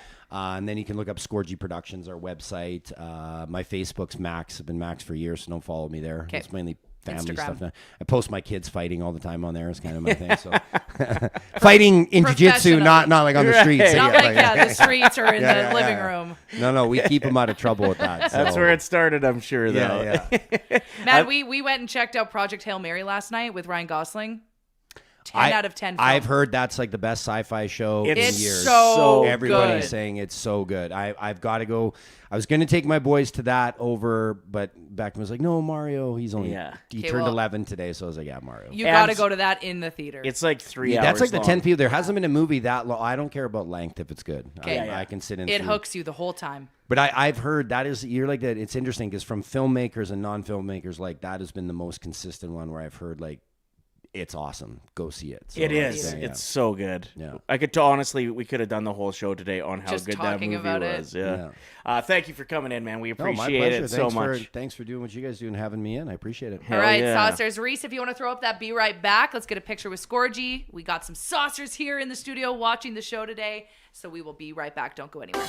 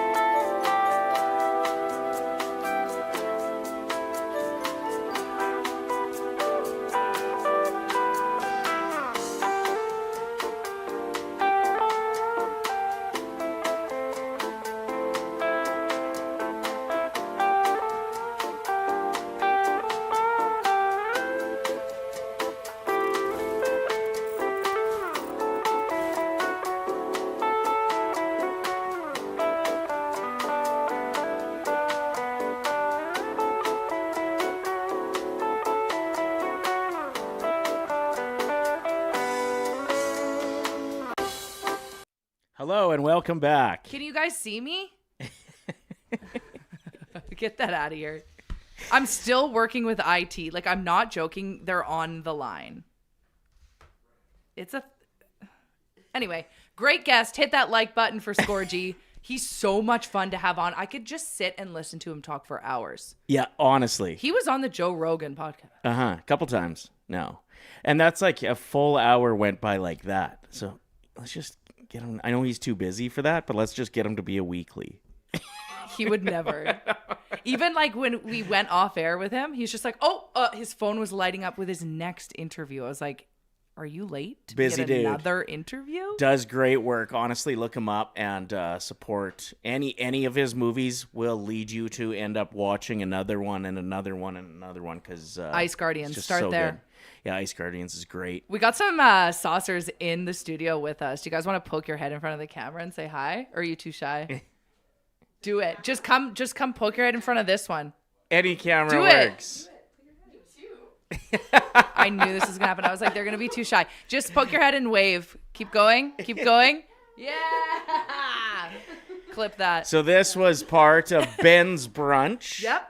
And you could bid to have lunch with us and come and sit in on the show for the last hour or so. And So Devin and Kels donated towards the Ben Stelter Foundation. So Yeah. that's so awesome. yeah, I wrote a song called "You Paid Too Much to Be Here" today. Let's hear it. No, I didn't. I was You just paid too much to be here. Speaking of movies, honestly, if you have not seen or you're contemplating, go and see Project Hail Mary in the theater. It was a masterpiece. Have you guys seen it yet?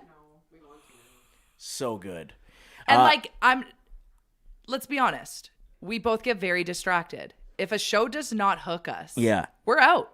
Yeah. We're done. Absolutely enthralled by it. It was It's the first time I've even ever used that word. And Ryan Gosling came through. Yeah. I love him. He's Canadian, right? I'm always reminded of his talent. Think of the Canadian. Barbie movie. Think of the Notebook. Everything that he touches Yeah, turns to gold. he's pretty versatile. And what I like about him is that in every movie, even if he's got a pretty serious role, there's like the quirky personality moments that come out of it that you He's catch yourself funny. like laughing at. He was great on SNL. Mm-hmm. Yeah. True Canadian. Hell yeah. So with that in mind, we Mm-hmm. are going to do the 3 stars of anything, and it is going to be space movie related today. It's brought to you by Southview Acura. Locally owned, family owned, and operated on Edmonton's south side. Check out their showroom filled with beautiful vehicles, as you could see yesterday on the show. And beautiful humans. Make sure you're saying hi to Evelyn, who's behind the front desk there. All of the staff are so lovely. Yeah. And super not pushy sales team, if that's They're what you're chilling. into as well. They're chilling. And You want to that's- know why they're chilling? Because they know you're coming. You know, they don't have to be pushy. Anyway, go check them out, Southview Acura. All right, let's get into 3 stars of anything. Reese, hit that button. It could be an athlete, snacks, or cars. It's time we pick our 3 stars of anything. So I tried today- I tried to cough on tune there. Oh, 3 stars of any. Couldn't even tell. best space movies. Okay, am I getting in trouble for saying and adding or shows? Like I'm not allowed to add that. It has to be movies. I thought it was just movies when I filled out my 3. but- Okay, fine. So I will you are go. kind of cheating. Okay, fine. I'll go with movies. But we want to hear from you, your honorable mentions in the chat. And I do think with the honorable mentions, we can expand that to TV shows as well, like Third Rock from the Sun, like whatever you want. We want to hear from you. What is the best show or movie that has something to do with space? After Project Hail Mary absolutely blew our minds. Yes. Reese, you get first overall pick. What's your favorite space movie? My favorite space movie, I think it's got to be Interstellar. It's such a good, well put together show. Like, there's really no faults to it other than you have to clear your schedule to watch it. You have to pay attention. And Yeah. not only that, I think you also need to be following along the plot on Wikipedia just to make sure you are really picking up what they're putting down, personally. I didn't have to do that when watching the movie. I don't mean to sound braggy, but that might have just been a you thing. I think so. There's no way you understood Interstellar on The first watch. time. Come on. It's a movie that is built for an audience. If you can't follow it, you're not paying attention. That's That's why you have to follow on Wikipedia. So you understood what was happening in the daughter's room? Okay, maybe I didn't understand all of it, but I understood enough that I enjoyed the movie. So why did they go to space? Well, I haven't seen it in 7 years. They had to save the world. Exactly. Crops were dying. Knew that. All right, my first overall pick for best space movies is Space Jam. Good pick. Not number 2. No, we're monsters. That movie rips. I mean, Michael Jordan's acting, questionable, but who cares? It's Michael Jordan. We were pumped. He was in a movie. It was a very good movie. The soundtrack, Yeah. can't beat it. My first overall pick is going to be Armageddon. Don't want to close my eyes. True. Don't want to fall asleep. Did you know that that's Steven Tyler from Aerosmith was the writer of that song, obviously? Uh-huh. And his daughter was the lead female in that movie. Kind of a family affair. Kind of weird. That he wrote a love song about getting with his daughter. Now that I No, think about he it. didn't write it about getting with his daughter, but casting his daughter as the love interest Well, while he didn't he's singing. cast. He sang the song. He didn't cast. He didn't make the choices that the director made. Yeah. Sorry, I'm trying to be on your page here about like him singing and her being in the Yeah, video. a little Kind bit of weird. It's a little bit weird. The music video, it's like, man, she's getting it. But she's stunning though. Yeah, hell yeah. All right, next pick. Lisa, your second choice. Is it my turn again? Yes, No, it's Reese. it's Reese. Of course it is. My second overall pick, I'm going to go with Star Wars. Which one? Give me any of them. No, we But- didn't. We didn't ask series. We asked movie. Don't try to Okay. win this on a series. Oh, now he doesn't know. No. Oh my The gosh. third Okay, one. well now you're pinning it on me. I want the first Star Wars that is released. Revenge of No. Oh my gosh. The one, not the one with Jar Jar Binks. I don't think Jar Jar's in it. This Someone is gonna make me Reese is frustrated. finally not gonna win 3 stars because of this. Well, got to put him on the spot. A New Hope. Is that what you're thinking? I think so. The first Star Wars movie, A New Hope, was released Yeah. in Or The 1977. Empire Strikes Back. That was what I was Okay. trying to There think we of. go. Empire Strikes Back is the pick. Good answer. Good answer. Listen, I'm not going to let you win this thing on a series, bro. All right. Mr. I watched Interstellar once and Yeah, understood the full Mr. thing. I know exactly what's happening in Interstellar. No, you don't. Scientists don't even get it. Yeah, okay, you don't understand everything, but I enjoyed the movie without reading the Wikipedia during it, is all I said. My second overall pick for best space movies, Coneheads. That's an SNL production, I think, It's right? originally from SNL. Yeah. My second pick is going to be The Martian. With Matt Damon. Matt Damon. Mm-hmm. Super good movie. I'm so pumped that my third overall pick hasn't been picked yet. I was a little bit nervous. I'm feeling good. Reese, your third pick. I have to pivot. Ryder just took mine. But he had it in the sheet. I Check the should've chat. known. Maybe there's a good one in the chat that can give you an answer.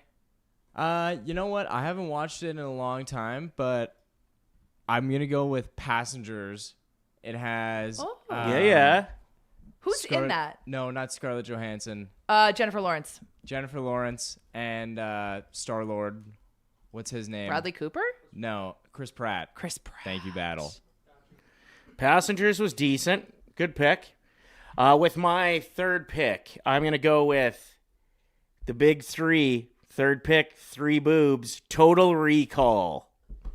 You're only picking that because the chick has 3 boobs. You could pretty- have gone with any Apollo 13. Yeah, but I went with Total Recall because it ripped. It was so good. What else happened in the movie besides a girl having 3 nipples? Arnold Schwarzenegger saved the world, or his world. There was a really cool elevator. Remember that? There was a really long bar. Like the longest bar I've ever seen. And then you saw the 3 boobs right after. Yeah, Total Recall. That's a hell of a pick. Listen, It's going to get you some votes. you haven't seen it, so I don't think you should actually have a strong opinion on it. That's fair. Thank you. My third overall pick, and I can't believe this hasn't been named because it's so good. Signs. Mm-hmm. Mel Gibson, not the best person. Great actor. Joaquin Phoenix, at the time, not as well known. The little girl, I relate with her because I also leave half full glasses of water around the house. Okay, Signs it is. And that alien down the back alley, we all remember that scene, and it haunted us. Good movie. Good pick. Thank You got you. a chance to win this thing. I'm feeling good. Let's recap our 3 picks, and then we'll get the vote up in the chat. Get your vote on by watching along on YouTube while we're live. Reese, your 3. My 3 were Interstellar, Star Wars, The Revenge of the Sith, There it is. and Passengers. My 3, Space Jam, Coneheads, and Signs. He said a different Star Wars movie. No, he didn't. Yeah, he did. He said Revenge of the Sith. The last time he said Empire Strikes Back. So it is Empire Strikes Back. Oh, it's all of them again? Well, God forbid. Yeah, God forbid is right. If you're going to cheat, you're going to get called out. Someone said I fumbled. Why? Mine were awesome. Space Jam? Listen, don't Do you get dance mad. at the Space Jam? This is bullshit. Right, I'm I'm looking way at the behind results. already. Where are we at? What's it looking like? Doesn't matter. I'm in last place. No, you're good. We're all tied 33%. Okay, You just came gotta give it back. a minute. I know. It's just those first voters How is don't Reese like winning? me. Reese is winning. Yeah, We're it's these ridiculous. Star Wars nerds in the chat. Yeah, he They're doesn't like, even don't even pick care one. that he's like not voting for a certain one. You say Star Wars, I'm in. No, it has nothing to do with that. It's just Reese getting the Reese bump. His parents voting for him. Yeah. Probably. Get out of here, Lori. Oh, real naming her. She votes for me, actually. So, are we recapping? Liz just said I don't want to vote for any of you. Liz, come through. What do you have? Yeah. What do you know about space movies? Yeah, you sci-fi. You watch Bravo. Like, you watch Real Housewives of, like, areas I've never heard of. That's what you're taking your time to... That's what you're consuming. Your picks, Lisa. Oh, I already did that. No, we didn't. Yeah, I did. I said Space Jam, Coneheads, and Signs. Okay, Reese, your 3? Maybe not. I also already did it. Oh, yeah, I I think just we didn't do all it. did it. No, I didn't do it yet. Oh, yeah, yours were just really forgettable. Sorry. Armageddon, The Martian, and Total Recall. Get your votes on right now. Come on. Ooh, Close Encounters. Great suggestion by Saucy Cherie in the chat. Taking a small lead. What are some other honorable mentions? No one said Independence Day. Space Turdberg. Spaceballs was a hilarious movie back in the day. Fifth Element. The Jetsons. Oh, yeah. What about Independence Day? Has that been mentioned yet? I just said that. Well, I'm sorry. Okay, wait. I did post this up on our Instagram story. Let's see if there's any awesome answers in the replies. I Hold was on. trying to think of the name Spaceballs when you must have been talking about Independence Day. Okay, hold on. I don't want to hold While Lisa pulls on. these up, we've got a big surprise. We've got a big surprise on the show. Big surprise in the show. The Martian. The Martian was the number one answer in the comments on our Instagram. Did you say, is that part of one of yours? Yeah, were you listening? Yeah, like I said, yours were kind of forgetful. The Martian was my second overall pick. What is the surprise? Big surprise. Saucy Posse merch. Now available? Yes. Look at how sick that t-shirt is. And what do you guys think? It was my idea to put the big logo on the back. I Thoughts? like that. Yeah. Thoughts? I thought it was kind of cool. Yeah, it's not as good for us wearing on the show. Oh, yeah. To like advertise Well, it, but wear it that's backwards. fine. That's fine. Yeah, we could wear it backwards. I saw that the other day, actually, like more than once. Where the hell was I? What are you talking about? People were wearing their shirts backwards? Their basketball jerseys backwards again. Who? Crisscross style. I think that's kind of always been a thing. Has it? What? I think like It w- for a very niche amount of people. It was like it was a big thing in the early 90s with crisscross, and then a bunch of people were trying to do it, but then it completely vanished. Nobody was wearing their jerseys backwards. I saw 3 or 4 people the other day somewhere. Where the hell was I? It was super busy. Oh, at the card trading show. Oh. Everybody's trying to show off their. The number. Their jersey? Yeah. It might be like who was it? There was one LeBron James jersey for sure a guy was wearing backwards. There was, I think, a Kobe that I saw. Yeah, 4 basketball jerseys backwards. Anyway, it's back. Up now at nationgear.ca, you can grab your Saucy Posse merch. Yes, do it. Doug in the chat said, can't believe you guys didn't mention E.T. True. Oh, good point. Did you know that scene where Drew Barrymore, the little girl in it, gets scared by E.T.? They actually scared her. They had like a grown adult man like jump at her. That's traumatizing. Mm-hmm. Poor Drew. Hollywood. She's doing okay, right? Yeah, she seems to be doing fine. A lot better. You know what? Out of all the movies that she did where there was some sketchy shit going on, it's when she was a student in high school and dated her teacher. Oh, Never Been Kissed. Never Been Kissed. That was messed up. That was really weird. Like, how was that greenlit? They're like, yeah. She was of age, but the teacher didn't know that. The teacher didn't know that. That's weird. That's like the most messed up storyline from a movie in the last 20 years. Okay, but shout out to anyone named Josie, because after that movie came out, you were being called Grossy Josie. Yeah, no it's doubt true. in my mind. It's That true. is an epic nickname. Rude, though. The Saucy Posse shirts available now. Nationgear.ca. Get them. People are pretty pumped because now they're looking through the Saucy merch, and there are hoodies. There's not just t-shirts. There are hoodies. Saucy Posse hoodies? Yeah. Hell yeah. Let's go. Get it done. The Appreciate hoodies the are support. dope. Can you show us the hoodies on the screen, Reese? I want to see. Yeah, here, just give me 1 sec. Okay. I love this. Miss Mackie in the chat. It's like Christmas. No, literally. Look outside. Yeah. It's terrible. But we're thinking positive. I'm just checking this Oh, off. Men in Black. How did none of us say Men in Black? That movie's so good. True. What the heck's wrong with us? Oh, there's sweet little Saucy Posse hats, too. Dad hats. What? Yeah, I didn't know that. Okay, let's scroll through the website, Reese, if you want to pop that up on the screen. Okay, I want one of those dad hats. What is a dad hat? Like the fit you like. That cherry one you bought. Oh, yeah. That style. Looks almost like it could be a little worn and still look good. Hmm. One of them suckers. Comes in white or black. Nationgear.ca. While you're supporting the show, make sure you're hammering that like button on YouTube. Yep. Helps spread the word that we exist. A lot of people saying that they like the hats in the chat. Just seeing that right now. Well, just one. The last Here we comment go. says the hats look great. Okay, so it's got the little sauce pack in the front. Yeah. Love to see that. And this is really good quality, too. Like, you know how sometimes you get a hoodie online and you're like, this is going to disintegrate after one wash? Yeah. These are legit. Okay, so keep scrolling. He's trying. There we go. Whoa. Love, love, love. Love. Okay. Where are the hats? Well, you're asking a lot of poor Reese. Oh, the mugs are now on the website. That's exciting. I want a ball cap real bad.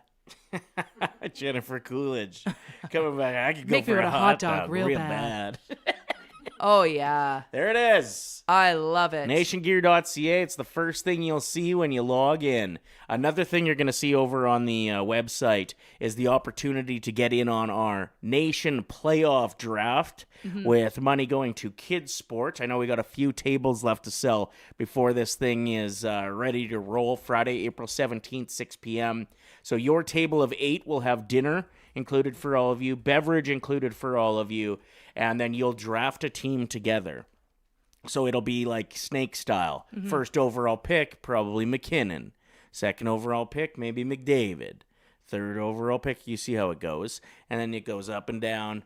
Every team will end up with, I think, roughly 10 players is what we're thinking. And then you have a chance of winning $2,500. Yeah, the top place team will win $2,500, and like we said, a lot of money going to kids sport as well at the same time. So I know that, like, as far as drafts go, if you're putting in 1,000 and the grand prize is $2,500, that's nothing to write home about necessarily. But it's a good But- excuse to, like, go out with your buddies. You're only Yes. paying $125. You're getting your dinner. You're getting some drinks. Exactly. You're bonding with some friends. We'll be in the casino. We can go and put 20 on red, maybe on 00. I don't know.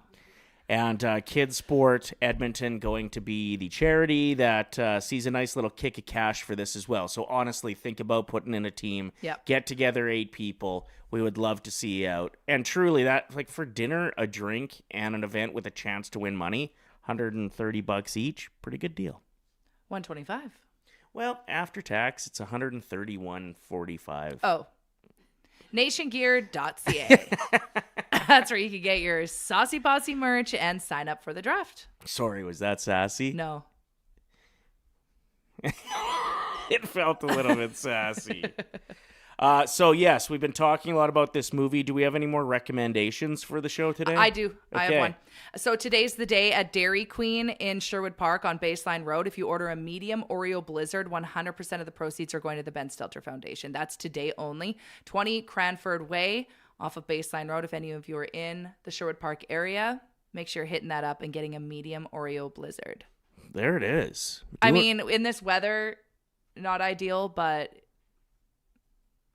it's for charity. Yeah, that's true. I bet when they came up with the date, they're like, when's it going to start to be nice for sure? April 7th sounds promising. Not. Oh my God.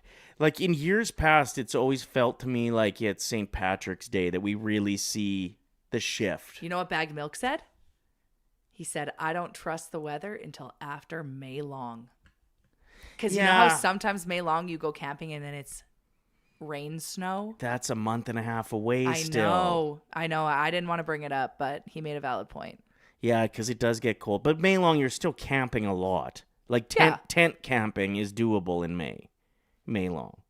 This is ridiculous. This early April snowfall. That wasn't even just a normal snowfall. Like, that is thick December feeling snow. Yeah, it's sticky.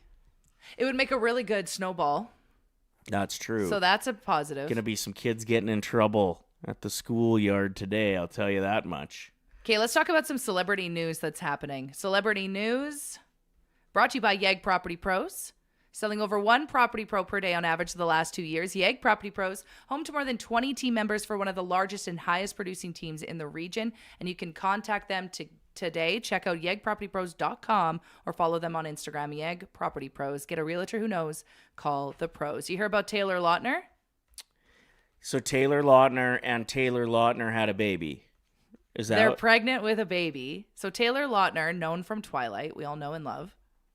Team Jacob? Team Edward, personally. Him and his wife, he met a woman named Taylor. They got married. They're both Taylor Lautner. They're expecting. And the way that they worded it on social media made it sound like they're also going to name their kid Taylor. Surprise twist. Edward is what they're going with. Imagine. Who saw that coming? That would break the internet. Well, the thing is, Taylor could be used. Yeah, for boy or girl. It'd be hilarious. Yeah. But what do you go by? Do you go by Taylor the second or Taylor the third? Junior, maybe? Oh, Yeah. Right? yeah. Some other news from the celebrity world. Rapper Offset is in stable condition. He was shot. At a casino in Vegas. Yeah. After like a dispute at one of the tables? Florida shooting. Oh, I thought it was in Vegas. No. Look, see, it was at a casino, though. Oh, okay. You got half the story right. But thankfully in stable condition. And then there's a really weird thing up for auction right now. Hair. Is it Bob Marley's piece of hair? Yeah, there's a dreadlock of Bob Marley's that's expected to fetch $35,000, which I'm all for, like, memorabilia. And what do you do with it, though? Like, where do you hang a 5-inch dreadlock? I don't know. In your car? Do you tack it against the wall? Do you Just like frame a big it? thumbtack? Also, who cut that off and was like, I'm going to keep this and put Yeah. it up for auction eventually? Like, imagine having Jimi Hendrix guitar. That would be so badass. Or any piece of music memorabilia. This one, though, people would probably be like, you're a weirdo. On this day in music history, actually, back in 2015, the lyrics to American Pie that we all know from 1971, the 16 pages of lyrics and notes sold at auction for 1.2 mil. Whoa. That's insane. Who's buying that? And like 1.2 now, sure. Right. But back then, it's pretty intense. Yeah. So anyway, if anyone's interested in owning a 1.5 inch dreadlock from Bob Marley's head, Yeah. JC Auctions, go for it. And finally, Wireless Festival has decided to stick with Kanye West despite the loss of major sponsors at the festival, including Pepsi, who's been the token sponsor for this festival for years. So he is still going to be performing? The Wireless Festival is sticking with him, yes. Huh. And I kind of hate that he's getting another shot because the last time was so ugly what he got himself into. Well, I know it's really hard for you because you're such a Kanye music fan. Yeah, been a huge fan for a long time and defended him probably too many times through some of his, what would you call them? Low points. Bipolar episodes. Yeah. But at some point, you got to set yourself up that if you're having an episode that you don't have access to the internet. It just, have you not learned your lesson yet? You've been canceled 6 times. And every time you're hurting actual people. Yeah. And every time you're saying things that are unforgivable to communities and groups of people. Like, at what point do we stop forgiving him? So, like, seeing that he's headlining this, I'm like, well, that's going to be a good show probably.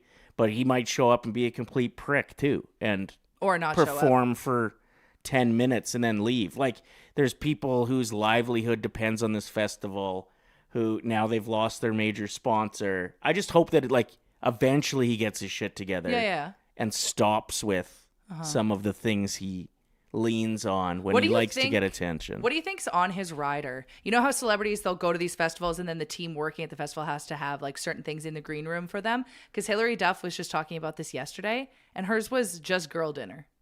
She's like hummus, crackers. Yeah, the Jonas Brothers have the strings. weirdest one I've heard of. They travel with their plants. They travel with their home plants and their own washer and dryer. That's the stupidest thing I've ever heard. Like, when I hear that stuff, I'm like, oh, I'm not that I was a huge Joe Bro fan in the first place. I do like the fourth brother. His solo career was really good. Jonas. Who's calling you? Answer it.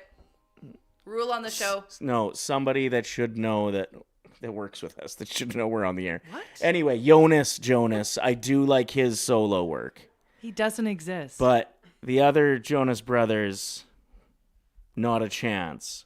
I talked to someone that worked at a venue, and they said that riders are so important to some of these celebrities that you actually read the fine print, and they'll add things that are a lie just to make sure that you read it. So they'll add in the fine print, like, I want 2 pink zebras in my green room, just so you can inquire and be like, what do you mean by this? And they're like, oh, just making sure you actually read it. I don't need them. Oh. Divas. Justin Timberlake demands disinfected doorknobs. Who? Justin Timberlake. He has some of the weirdest demands. He needs... Iggy Pop demands a Bob Hope impersonator. Can I borrow this person? I can't find an impersonator for the life of me for our show. Mariah Carey once asked for 20 white kittens to be waiting for her in the back room. Van Halen wants huge bowls of M&Ms with all the brown ones removed. I've heard of that before. I've heard that too. That's from the movie The Wedding Planner, actually.